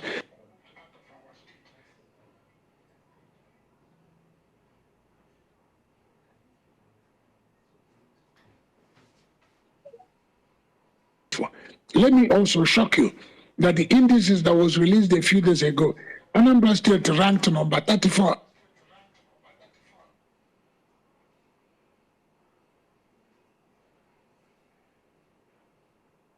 when they talked about infrastructural development in the educational sector. Anambra State came 32 out of 36 when they talked about developmental factors. Anambra State was not even listed amongst the states that are involved in infrastructural development. And the state government is busy mounting that they are investing in infrastructure. But the indices of what we see on the ground does not say the same. The few infrastructure they have done, road infrastructure particularly, cannot stand the test of time. Most of them are below capacity, and those of them are not quality roads that have been built in our state. And when we talk about quality roads, we're not talking of rock science. When P2B was governor in this state, he built roads. When Ngige was governor of Anambra State, he built roads. The roads they built are the roads that are still standing the test of time. But the ones this government built last year have all collapsed this year. In some instances, they collapse even when the contractor is still on site. And that is what they are telling us they are investing in infrastructural development. I agree. Excuse me. I very much agree that investment in infrastructure is necessary because it has a way of stimulating the economy. That I agree. But the point is that you have to do it right. Not bringing your cronies, your in-laws and friends, and giving them contracts to do roads when they know they cannot do it or they don't have the capacity to do it. At the end of the day, they deliver cheap roads that don't stand the test of time. And this is the experience we have in our state. If you people have asked me, what do you intend to do? I intend to overhaul the entire system. I intend to do things right. I intend to bring security in Anambra State within 3 months to 6 months of our administration. Insecurity will be addressed and addressed permanently. And the question is, how are you going to do it? And the answer is very simple. We're going to bring in technology. We're going to bring in command and control system. We're going to bring in security drones across every forest and all our borders. We're going to equip, we're going to train, document, and remunerate properly the local vigilantes to stand in the gap for us to cover the opening created by lack of state police. We have to address the welfare of the security men who are posted in Anambra State, be they federal or state. And you can do this by getting them insurance coverage, comprehensive insurance coverage for every security man that is sent to Anambra State. Cover his life, cover his properties, cover the education of his children, cover his wife's employment or education, depending on the case may be. By the time you do this, there is a guarantee that they are protected and they will put in their best for them to be able to give us what we desire. So it is not rock science. Enugu State has brought in a command and control system and it's working. And their state has brought it in and it's working. Why can't we do the same? We have a government who went to buy shuttle buses and old Sienna buses as vehicles for combating insecurity. What is wrong with buying brand new pickups for the only 182 communities in Anambra State and linking all by radio?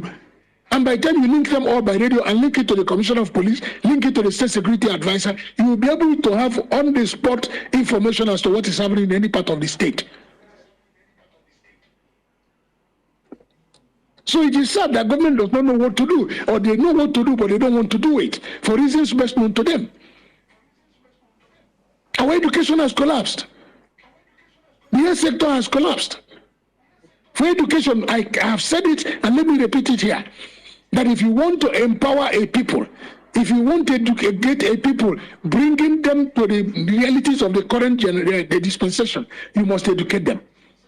The best form of empowerment is education. So government, our government, if we come into office, will invest in education, will empower our people, will give them opportunity to ask questions. We'll run an open government, we'll make government accessible, we'll not be distant from the people. There will be a regular media chat for questions to be asked, for people to ask questions as to how they are being governed.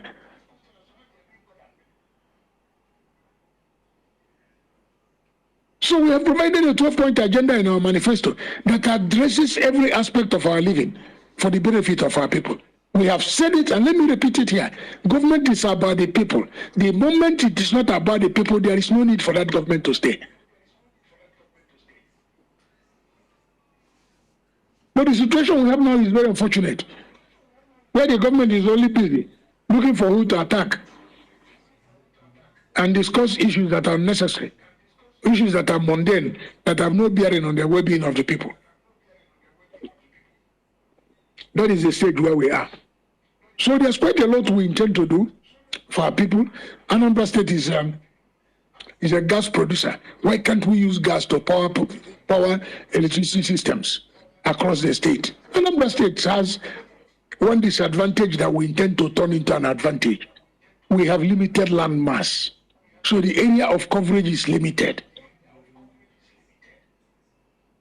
We have less than 1,000 kilometers of concrete roads in Anambra State that can be done properly. Anambra starts from Uli and ends in Onitsha.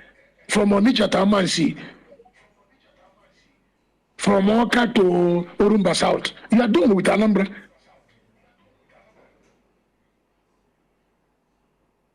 So it's a matter of commitment, it's a matter of determination, it's a matter of being focused and knowing where you want to take the state to. The moment you identify these factors, there's no way you will not get to your desired destination. And there will be a listening government. If there is anything anybody can say for me today in Anambra State, I am accessible. I take all my calls, I reply all my text messages. Who calls me or who sends the message is immaterial for the benefit of our people. So I've asked Anambra to give me a chance, to trust me, that I will justify their confidence, I will not betray it, and I will not let them down. So I'm open to questions from obedience worldwide, who I believe are also interested in bringing good governance to Anambra State. I'm also happy with the comment by our national leader, Dr. Tanko Yunusa, who made us, or who put it on the table, to the fact that for our 2027 mandate, for our leader, Mr. Peter Obi, there is a need for us to create the enabling environment. There's a need for us to prepare the ground for him. And that we can only do on November 8th by ensuring, working hard, being dedicated to the actualization of the vision of making Anambra State a Labour Party state by November 8th. Thank you very much, and God bless you all. All right. Thank you very much, Dr. George Moghalu. Guys, if you've been listening, we've been listening to the gubernatorial candidate of the Labour Party in the forthcoming Anambra State elections. That will be coming up on November 8th.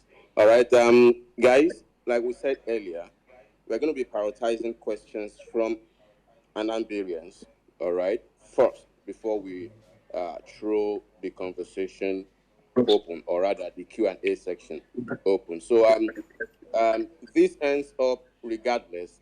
Please, we're going to be confirming if you are speaking as a native of Anambra State before you would proceed into your conversation. So if you are not from the state currently and you are on the speaker section, please, you can drop your hands, and when we open the conversation, you'll be back to engaging in on it. All right, let's begin. Okay, please keep your questions very focused and sharp. Questions, please, and let us not go outside the conversation. It's one-on-one with Dr. George Moghalu. All right, let's begin with Dr. Ghana, one Steph. second, if you may permit me, please. All right. Yes, I think we would allow Maurice Moye go first, as he has something to say, and then we'll start taking the Anambarian so they can engage Dr. Moghalu. Dr. Moghalu, 1 second, real quick. Welcome to the 1MMC space. If you look up right at the Jumbotron, you see a flyer that says the Finish Strong Talk.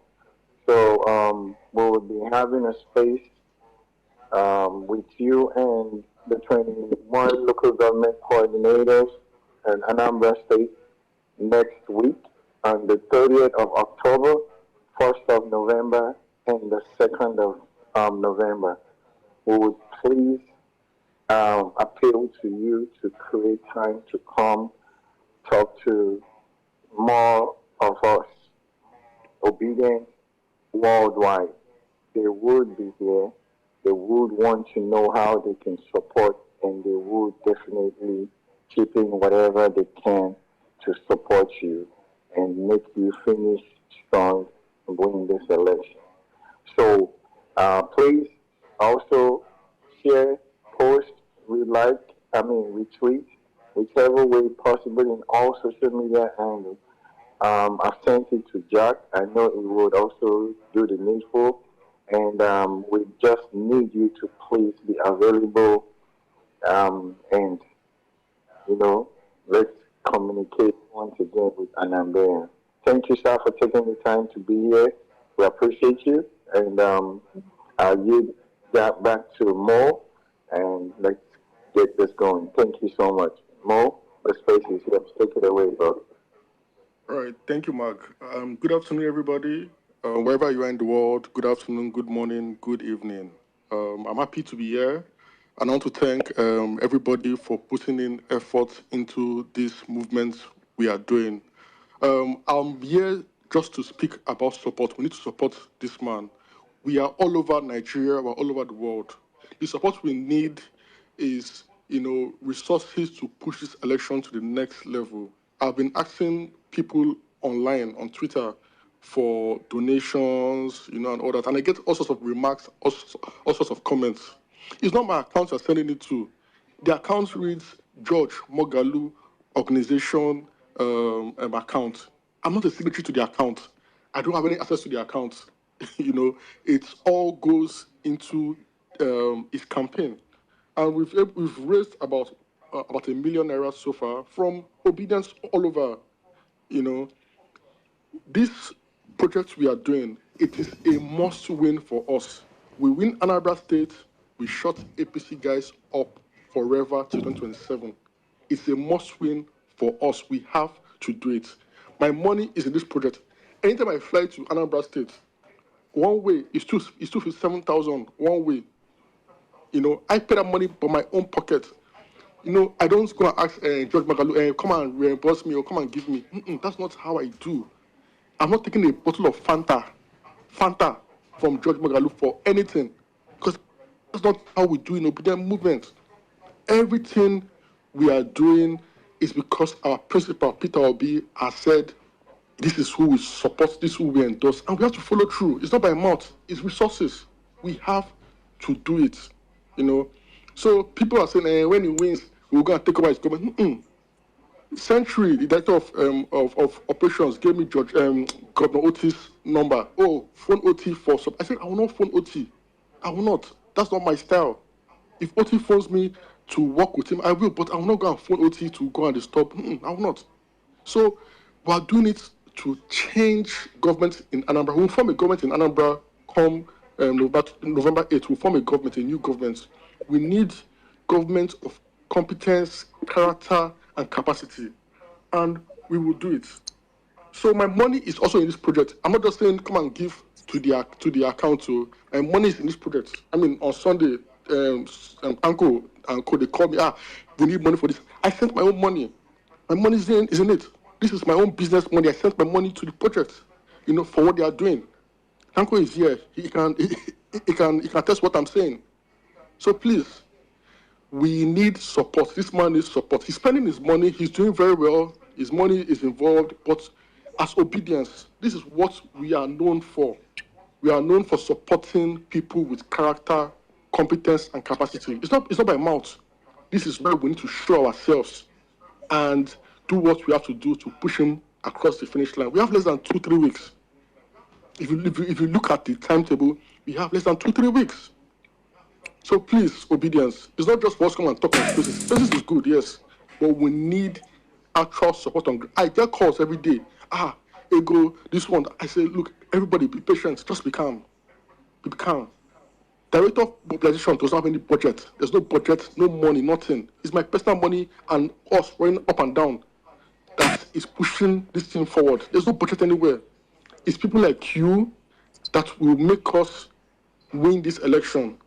So thank you very much. Let's have questions in the house. Thank you. Thank you, Momo. I appreciate you. Yes, politics is money. One MMC, we are known for crowdfunding the obedient movement.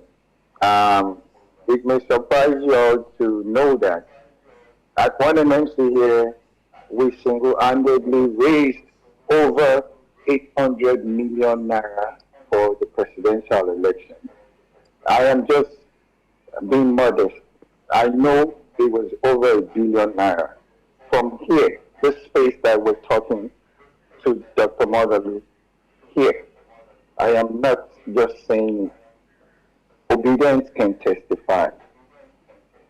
We've crowdfunded indeed 24 1 million man matches in 24 states and 9 cities across the globe. Here, Jack can testify. Momo can testify. Most of the obedience, they know it. So, welcome, Dr. Moghalu. We've done this before, and by the grace of God, we will do it again. So, thank you very much. I appreciate it. Jago, I yield the mic. Take control, sir.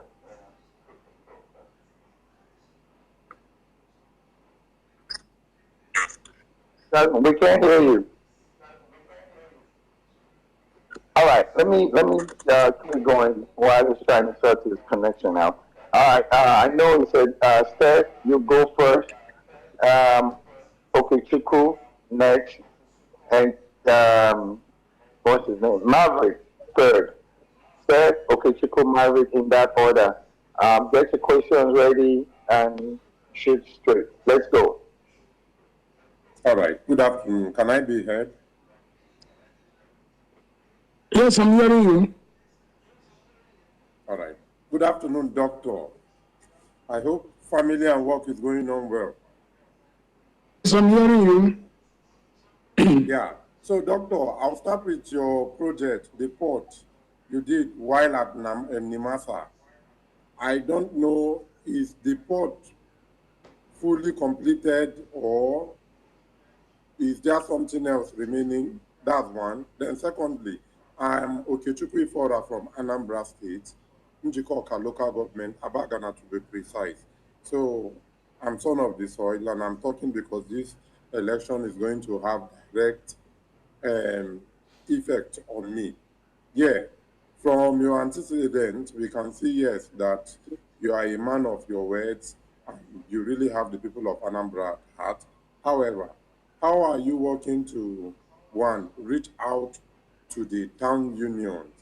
I remember mentioning this thing before you came on the space. We need you to reach the town union, the town hall, so as they can carry your message deep into the grassroots, deep to every nooks and crannies of Anambra State. Two, land dispute. If peradventure you win, how are you going to tackle the issue of land dispute? I know land dispute is one of the highest leading factors. Hello? Yes, I'm with you. Yes. Two, land dispute. How are you going to tackle the issue of land dispute? And then three, which is final.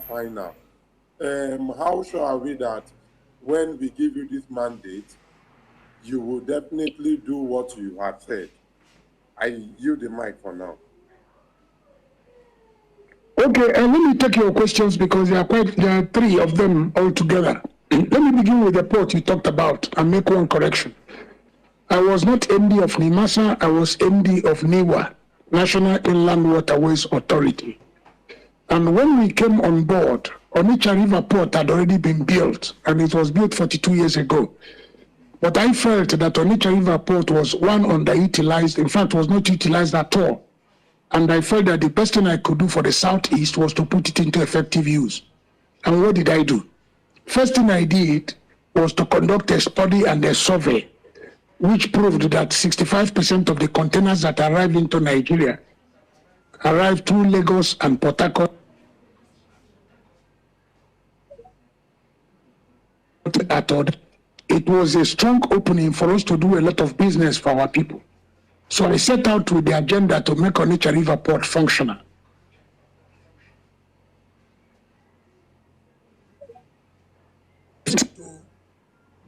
Elysium Consortium, a consortium owned by an Igbo man, but that has technical partnership with Port of Antwerp, which was a prime consideration for me because I needed a technical partner that is experienced, that is knowledgeable in port management. And Port of Antwerp actually is the second biggest port after the Port of Shanghai in the whole world. So when they came with them as technical partners, I was sold on it. And I did everything I could do as a person to ensure that that port was concessioned to them for 30 years. Don't forget that Onitsha River Port was completed 42 years ago and abandoned. So during my opened up Chamber of Commerce, Lagos Chamber of Commerce, at the end of the day, during my tenure, the first batch arrived at Onitsha River Port. And by the time I left office, badges were coming.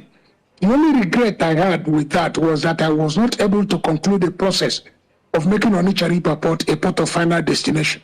What that means is that if we have succeeded in making it a port of final destination, it means that we can export directly from Onitsha and receive cargo directly to Onitsha. That I was not able to do because my tenure expired and I had to leave office. What the incumbent now has done, being honest with you, I don't know with regards to that, but we started on it. So for me, if tomorrow I become governor of Anambra State, I will engage the federal government to see that Onitsha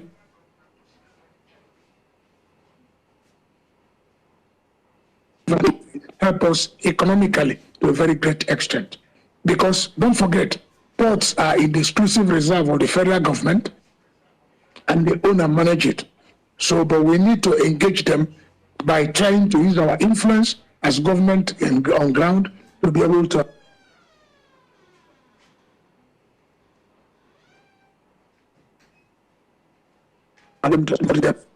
Having said that, then the next question you raised was as to the issue of engagement of town unions. My politics since I started, if you check through the media, you'll find out that what we are doing is community engagement. We are not doing rallies, we are doing community engagement, we go community by community. There are some days we do 4, 5, 6 communities depending on the time that is available to us. And in this process, we engage town unions, their leadership. But don't forget that the PGs today are all appendages of the government of the day.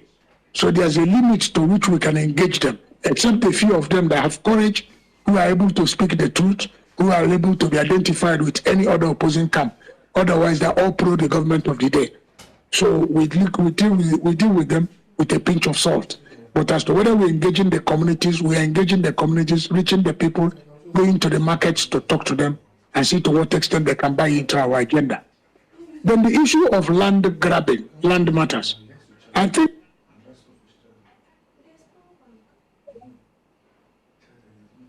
it is not they cannot handle.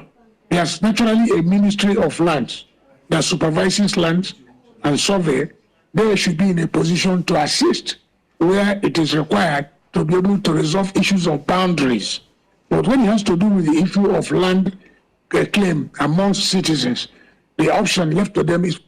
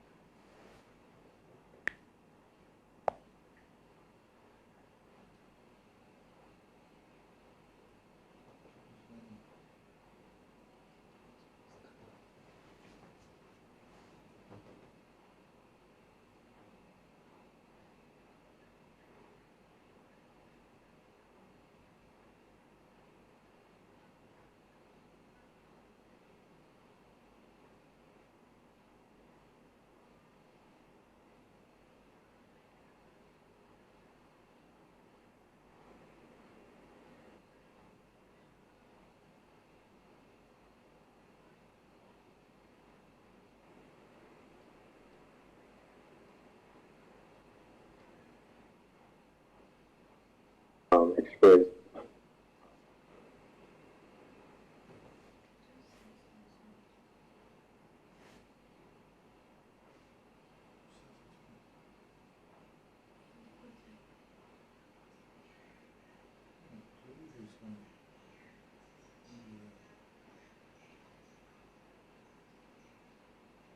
The people and harass the people.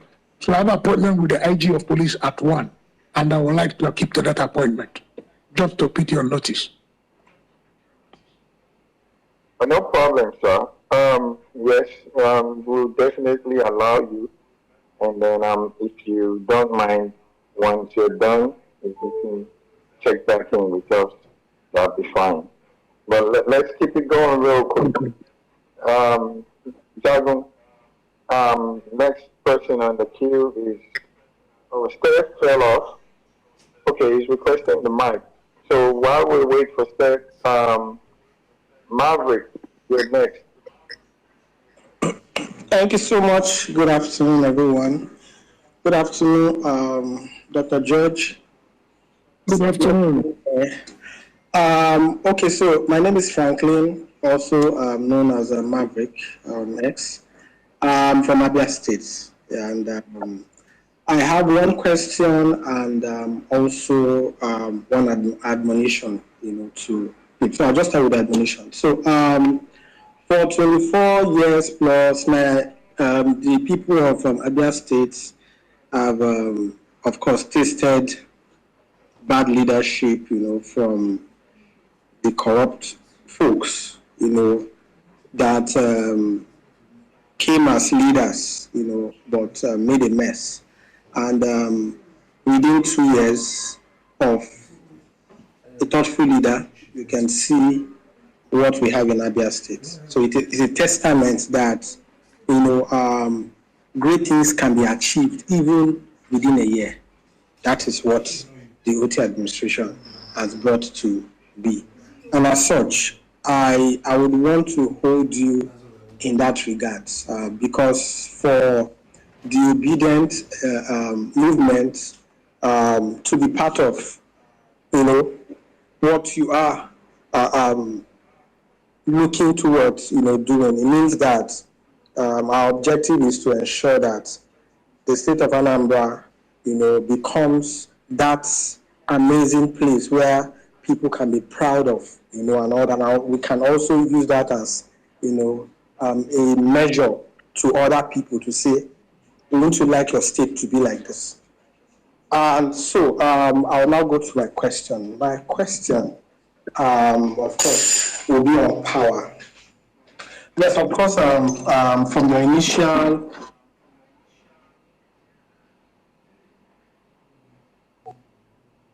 to achieve this, because of course we also know people have loud ideas, on paper and all that. And for the number of people you have on this platform listening to you, trust me, you also have people that are not yet. Probably they are still sitting on the fence. Some are there, they are not in support of you. But the importance of this conversation is that it creates an avenue where people tend to hear you and see the depth of your thoughts and the actions that you're going to bring, when you are there. So I want us to just help us, lead us through that path and tell us, how do you intend to achieve this power? Because we are enjoying that in Abia State now, which is not rocket science. It's something that is doable, and all that. So give us a blueprint of what you intend to do. And then finally, with respect to, the mobilization and the campaign and all that, this is like the last lap. We are not seeing some of these key people, like the governor of Abia. This is campaign. We want him to be on the train. We want some of the senators and all that. Just imagine the Abia State governor being there with you and telling Indian Anambra, Maverick, if you would wrap up your questioning so that you can answer. He's got a meeting by 1. Okay. Yes, I'm sorry. Please just give me 5 seconds. I won't take more than 5 seconds. For him to even just speak to Indian Anambra, telling them the good thing that is happening in Abia State that can be replicated in Anambra, that could help, boosting the confidence and all that and believe in you. Thank you so much for the opportunity. All right. Yes, the point as to whether people are joining is a welcome development. That is our expectation. During the flag off, both the leader, Mr. Peter Obi, the senators, House of Rep members, everybody was there. The deputy national chairman of the party, everybody was at Onitsha to do the flag off. The few times, some of the times I have done my campaign, local campaign, our leader was there. The last one I did 2 days ago in Obunike, our leader was there. I spoke to the governor of Abia State. He assured me he was going to make himself available. And when I came to speak to Anambra Binaba last Sunday, there was a hall full of over 1,000 in Anambra Binaba, key holders, stakeholders, critical players in the economy in Abia State. They were all gathered there. The state governor, because he had a tight schedule, sent the secretary to the state government to represent him, and he spoke, eulogizing me and telling them that he knows me and that he believes that I have the capacity to be able to deliver good governance in Abia State, in Anambra State, if I'm opportune to lead them. And I think that's a good enough endorsement. Some of the tours we have made in the state, in Obaru, the House of Arrest member representing Obaru Federal Constituency was there. When we did Oka North and South, the one of Oka North and South, Professor Biorobu was there. When we did in Jikoka, in fact, the one of Jikoka, George Biozo, even organized a rally for us, and he moved around with us. So I think they are getting involved. And they are quite busy, but as we get closer to the election, they will be more involved. That is my conviction. Thank you very much, Dr. George, for giving that response, and I'm sure that feedback is sufficient enough for Maverick. Steph, if you are back, so do I need to go now. I need to go now. Please bear with me. All right. If I finish with the meeting, I will still call and see if it's possible I can still join. Yeah, we would appreciate that, sir. Thank you so much. Yes, we're going to Yes, I do. hopefully Thank you very much. All right. Yeah. God bless you. All right, guys. Let's keep it moving. Let's keep it going. I think you guys have heard from him. It would come back. Hopefully, it wraps up the meeting on time. So I would want every one of us to understand that this is an election for us to win. I will be honest with you guys. At first, I was not happy with him because I said he wasn't connecting with obedience. I would be honest with you guys. I was not happy with him at first because I felt he wasn't connecting with obedience. I felt he didn't start early enough, and I felt he was, I don't want to say not serious, he was dragging his feet, but as I got to hear him out, I got to talk to people about who he was prior to him getting the ticket to vie for this position on the Labour Party. And I now found out that he's quite an interesting person, and he's been in politics for a minute. He knows his onion. And I began to talk further, and I said, okay, you know what? He has the quality. I think he's somebody we can work with. I think, and then he started gaining traction, moving closer to obedience and doing all that is expected. So where we are today, yes. The election is 2 weeks away, if I'm not mistaken. But like we all know, 24 hours is a long time in politics. So let's come together. Let's see how we can make it happen, and we'll push to the last vote. And I believe we would come out victorious is for us to win. So guys, we'll continue to, give our submission, talk about Anambra. Hopefully it will be back and we'll continue from there. But Jago, I'll read back to you. All right, thank you, Big Mag. I think we should take a little cue now. Let's start with Chief Chinemelu, and we'll follow it up with, I think Dr. Spark's been here. Yeah, Dr. Spark, of course, Achiever, and Nicholas, before we now come to active citizen. Active citizens. Go ahead, Chief.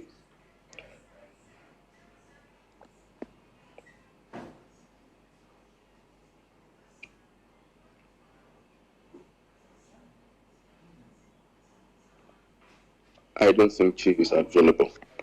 All right. Spark, if you are there, you can go ahead. Okay. Hello. Go ahead, Spark. Okay, thank you. Good afternoon. I have questions for the LP candidate again by Mr.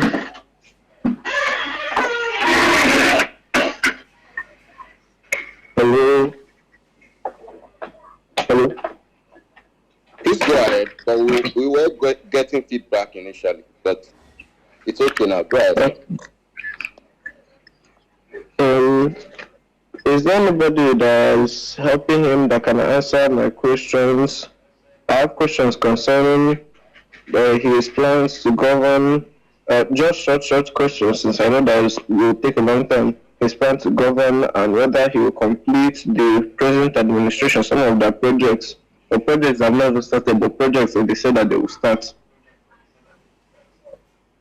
I would really report it.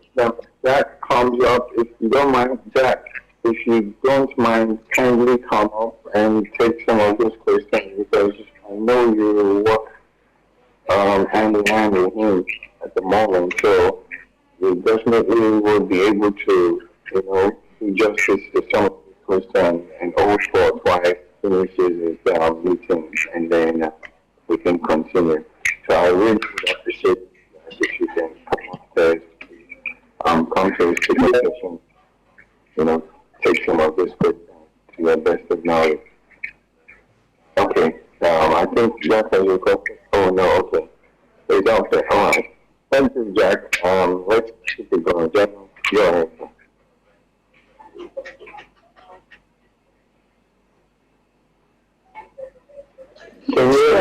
Ask your question. Okay.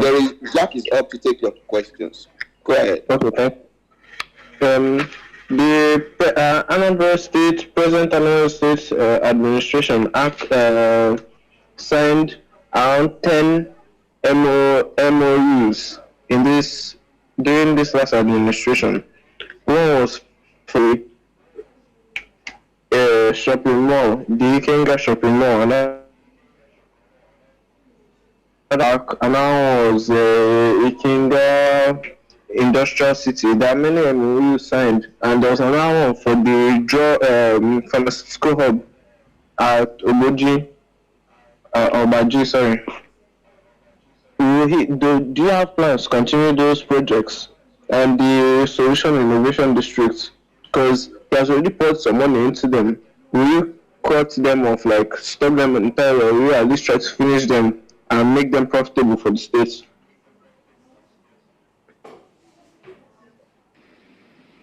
Okay, so good afternoon. I'm actually on the road, and that's basically why I didn't want to speak before. However, I'm listening to all the questions. If you don't mind, maybe in a few minutes time, maximum 20 minutes, I'll be able to come and take all the questions. Is that okay?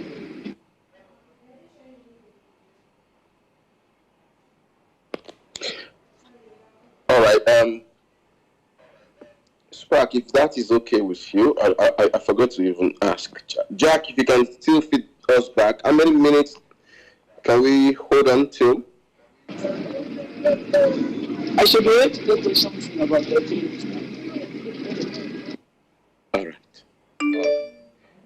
In the meantime, let's continue. I'm sure that outside the questions that you have for the doctor, you would also have, issues that surrounds the elections generally in Anambra State since, the official lifting of ban on campaigns and all of the process that's been involved in it. I'm sure you would have one or two things to chip in, from then up until this moment. All right, perhaps that will engage us pending the period doctor stays away. All right, so if we can do that, let's come back to, before I move away from Spark. Spark, can we move on? Of course. All right. Okay, let's take Chief then, if he's still on. If he's not available. Chief, are you not available? I'm not sure. All right. Achiever, go ahead. Okay, good afternoon, everybody. The host, the co-host, those in the speaker section and those in the listener section, I salute everybody.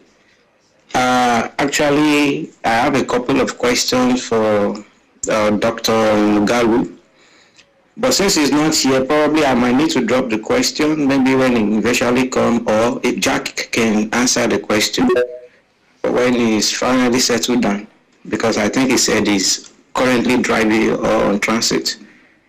So, my first question is this.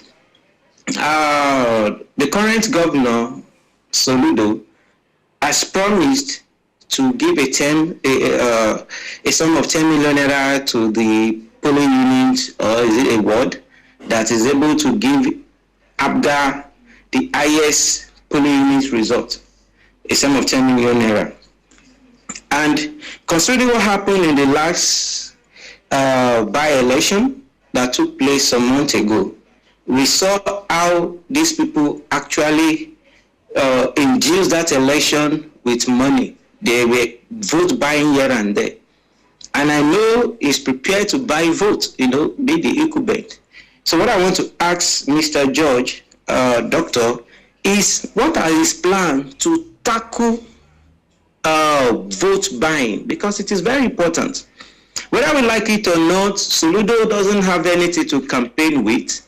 All he's waiting is to use the power of incumbents and at the same time buy votes. And I love the fact that Doctor said he's having a meeting with the Inspector General of Police concerning the use of the, is it Ebobragu or what is the name of that security or outfit that was created? Because they actually use that to intimidate people a lot.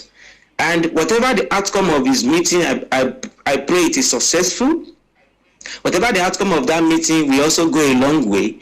Then he also needs to address that vote buying of a thing. He needs to address that.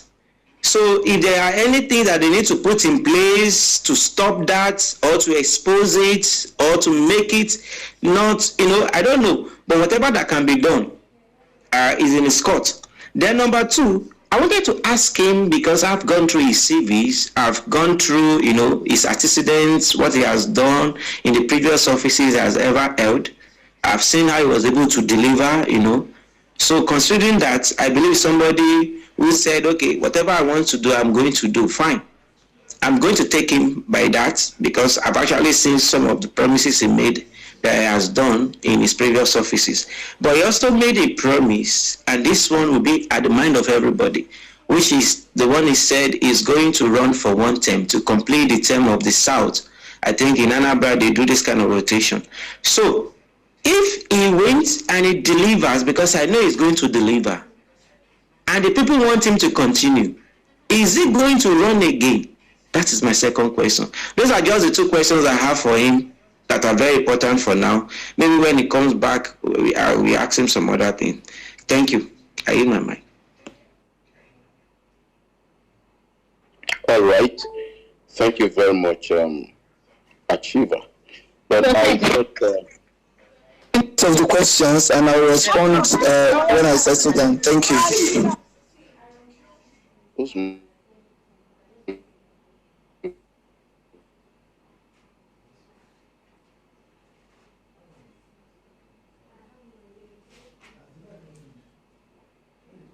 who's Dragon, are you there? Your mic is my mic is muted if you're speaking. Akiva.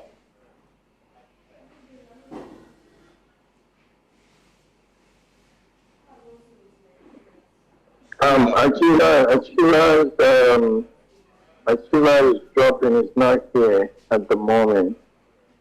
So let's go to Chief. Chief, watching me. The space is yours, sir. Take it away. Chief, watching me. Can you please unmute your mic and speak if you're here? If not, let's move to the next person.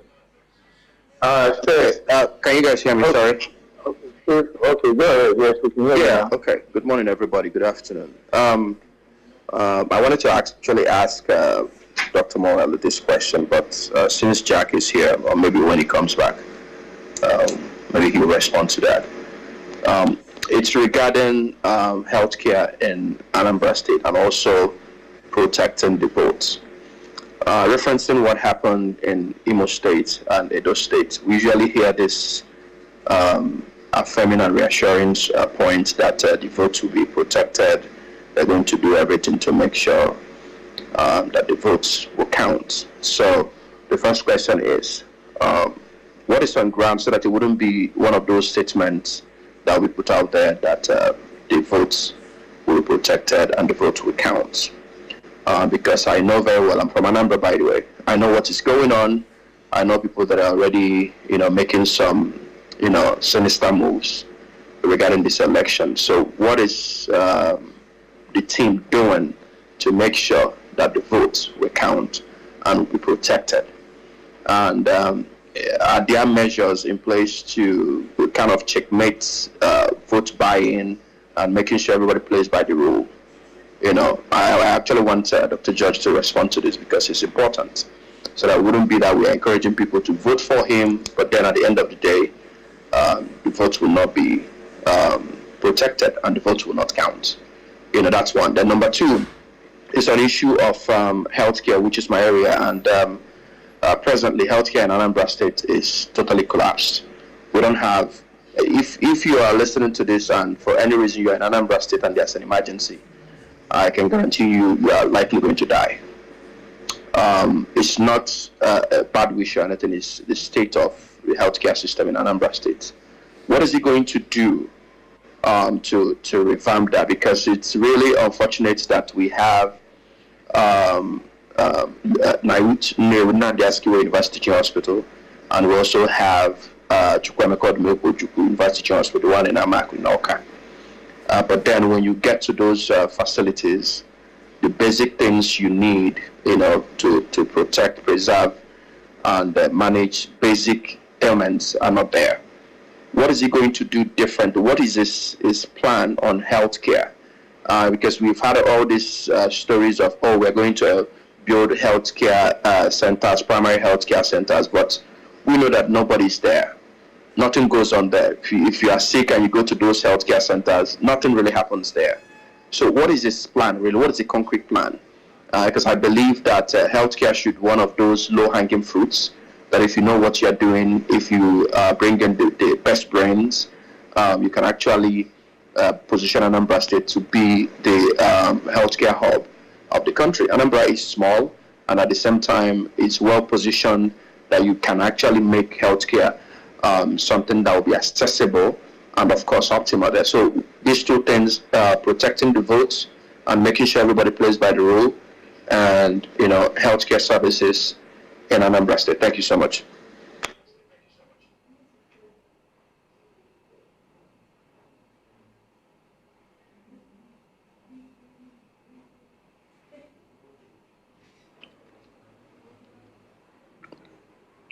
Yeah, thank you, Chief. Thank you so much. I believe Jack is taking notes of this question, and once Dr. Moghalu comes back, he will be able to answer if Dr. can do justice to them. Jagan, Mr. T, please give Jagan co-host. And let's keep it going. Let's hear from Azadin.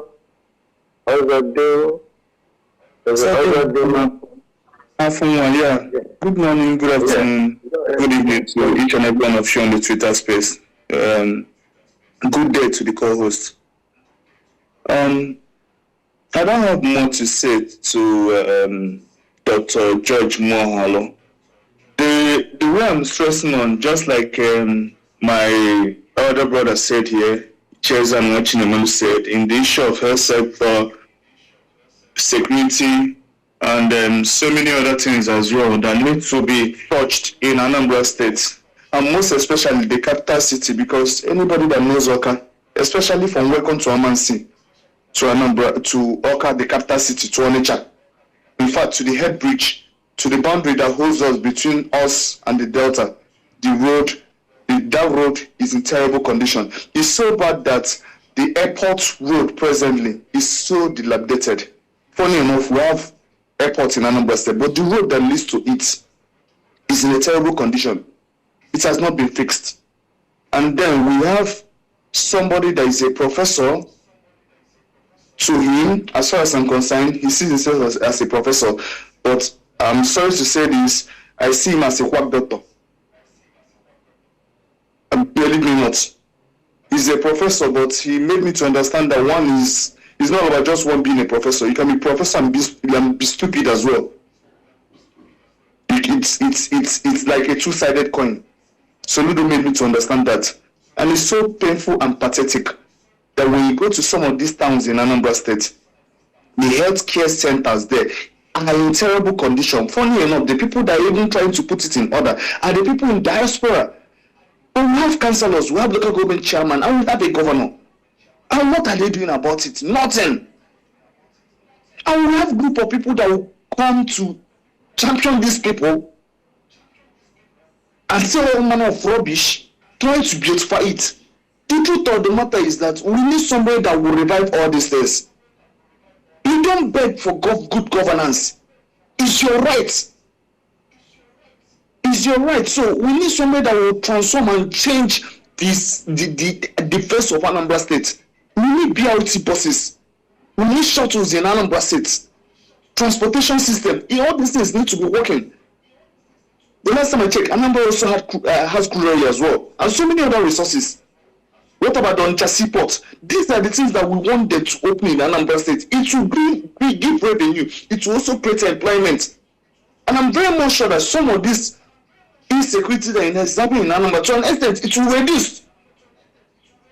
Because as far as I'm concerned, when somebody's frustration leads to aggression, when there is no job, yes, I understand that government cannot provide for everybody, but at times you see someone going astray and the person will have no option but to venture into a business that he will know that will give him quick money, which is kidnapping.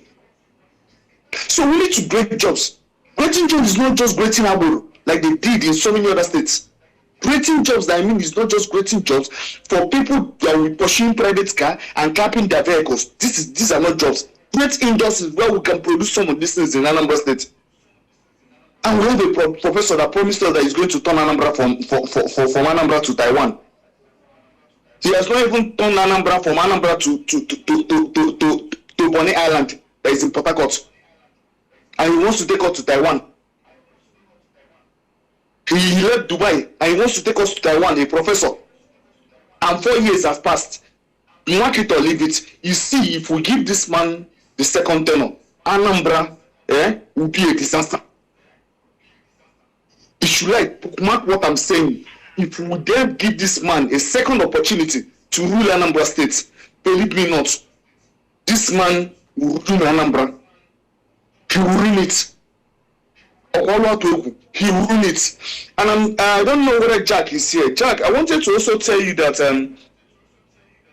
from the neighboring towns that we share boundary with, I don't think Kingsley Moghalu has turned up. I slide into his DM. Just a minute.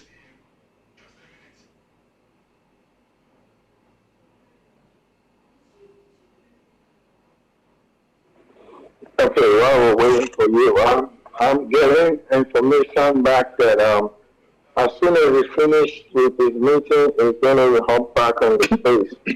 So, guys, let's hope and believe he will be back on the space. This is a very important meeting, and this is one of the major reasons for him being in Abuja today. So, it is one of those meetings you just can't avoid, according to one of his spokespersons.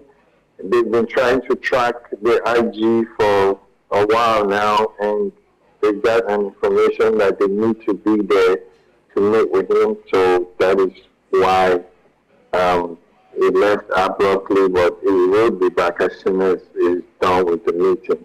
So let's hang tight and, hope everything goes well in due time for him to be back here. So go ahead, Ozodin.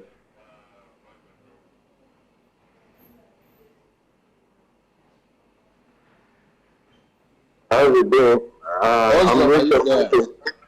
Unmute your mic and speak. Okay, sorry. So like I said, there are some neighboring towns that Kingsley Moghalu has not taught. I slid into his DM the other day, him and Jack. I also told Jack the same thing. I told him that, see, these towns, they are not aware of Kingsley Moghalu coming out to contest. Yes, they know that Labour Party exists as a political party, no doubt. But they don't know the flag bearer. I told Jack when I came to his DM. I also told Kingsley Moghalu. He said whether he's going to look into it, and he said no problem to it and what have you. So that's just it. But like I said, the two towns I'm talking about, which I don't think he has come to declare his intention known, is Neni, Obeledu. These are towns that in Anota, Neni, Obeledu, Akweze, and some already and the rest. Some of these people don't even know that he's coming out, because funny enough, the last time I went to the village, some of them were busy championing for this same solution that I'm telling you guys of. I don't know what to say, but just like as I watching Emily said, we need to change the face of Anambra State. We deserve something better. We deserve something better, seriously. We deserve something better. We can't be experiencing the hardship in the country and also experiencing the hardship again from your own state. Like it's double hardship. We don't deserve this. We need something better. And it's our right. We don't even need to beg anybody. We don't. It's your right for good governance. Because these people only remember us during election. And after election, what happens? At the end of the day, Soludo has not fixed the road of Amansi from only God knows how long. And this was the same question that they asked Soludo. I can remember him and Chidi. They asked them this question on channels. These same questions was also asked on Arise. They were asking them about this particular road. I'm stressing on. If your car had not, the road has not damaged your car, believe me not, you guys will not understand what I'm saying. Until you travel to Anambra, you see from that welcome to Amansi, it's a dead zone. If you come back, you must fix your car in Enugu. It's a dead zone. From that place to Head Bridge, believe me not, the roads are in terrible condition. And when you ask, they will tell you it's Governor Olatuegu. I don't understand. If you want to pick a name, you pick a name that you know that you're capable of doing. That's what Igbos are known for. You don't pick a name that in return you show a real definition of someone being a nuisance. I don't know, believe me not, but I just pray that if come November, because I'm about to change I want to go and change my location from Enugu to Anambra just because of this more. I want a station whereby if we can also do it, but we certainly for Soludo is a no for me. Thank you. Okay, please, 1 second. You said something in Igbo. For those that don't understand Igbo, what does that mean? Can you please interpret it in English? The word that we call, what is the name? Sorry, repeat your question. Thank you. You said something in Igbo that they call the road some name. What is it? Can you translate it in English for those that don't understand Igbo, please? They call for what? Sorry, I can hear it clearly. You said they call it some name. What is it? A lot of people that don't understand. Okay. Sorry. I was talking about the big names that these governors speak. Just like the former one that was in Enugu here, the past administration, picked his own Buruburu. It means all-rounder. In Igbo is Buruburu. What it means in English is all-rounder. But at the end of the day, how did he keep the face of Enugu State? In a terrible disaster. Even till now, I've not forgiven that man, believe me not. Like each time I sleep and wake up, I wish he never existed in the 8 years. He rendered Enugu State useless. You see, after Okezi Ibazu, the most terrible governor was the former one. Terrible. A woman, a beautiful woman, Aboma, is far more better than that governor. A beautiful woman, a beautiful young girl is far more better than the former governor that we had. So imagine when I'm telling you that a woman is far more better than the former governor. Then imagine. If you want to compare the former governor, compare him with Okezi Ibazu, the one that said that any woman that delivers, he will give him 500 naira. The same thing Soludo is doing in Anambra State. I'm begging you guys, because of Kese Moghalu, because of Labour Party, because of good.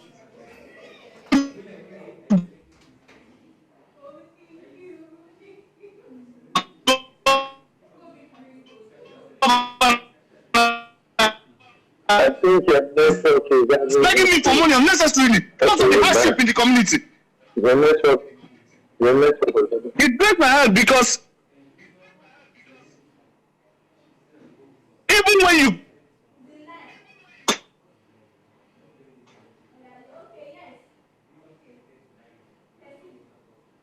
come back,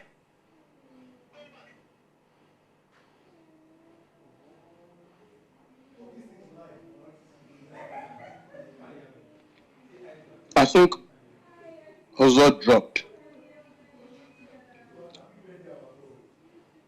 Nicholas, can you hear me? Go ahead.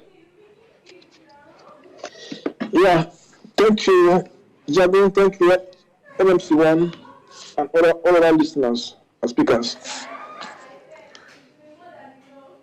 I have some few concerns. So this is a very good development, and it's an opportunity for us to have one-on-one engagement with His Excellency, Dr. George Moghalu. However, at this point in time, I feel I should be able to point out a few concerns I have. One, to start with, Dr. Tanku in his remark stated clearly what they've been doing and the level of achievement that has been, the level of success that has been achieved so far within the few weeks they've been in Anambra. That is good. However, I have some concerns. The concerns I have was to some extent addressed by His Excellency when he spoke briefly about security. However, I'm still not convinced. The concern I have is this. A lot is being put in place for us to come out successfully.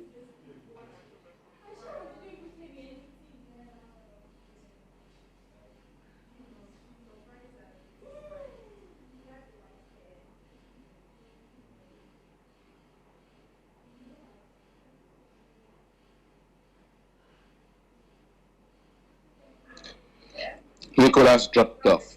What is wrong with the network? Valerie, okay, hold on. Yeah, because I don't think this is Soludo network at work.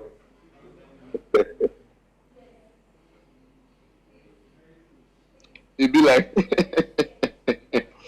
it's a serious situation. People are just dropping off. Everybody that is talking against Soludo dropped off. his network just yanked him. Soludo is the trigger word though. For the network to disable you. Oh my goodness. Let's try something else and see what's gonna happen. I don't know if Valerie is available or active citizens. Valerie, are you available now?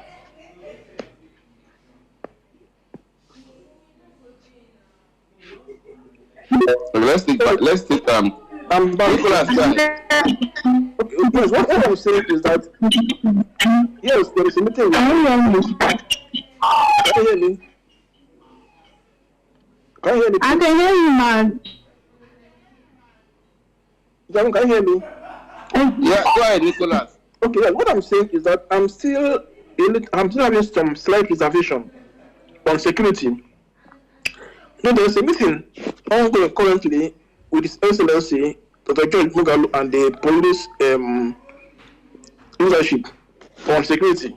However, we should not forget that the people who is having this meeting with are still part of the same establishment.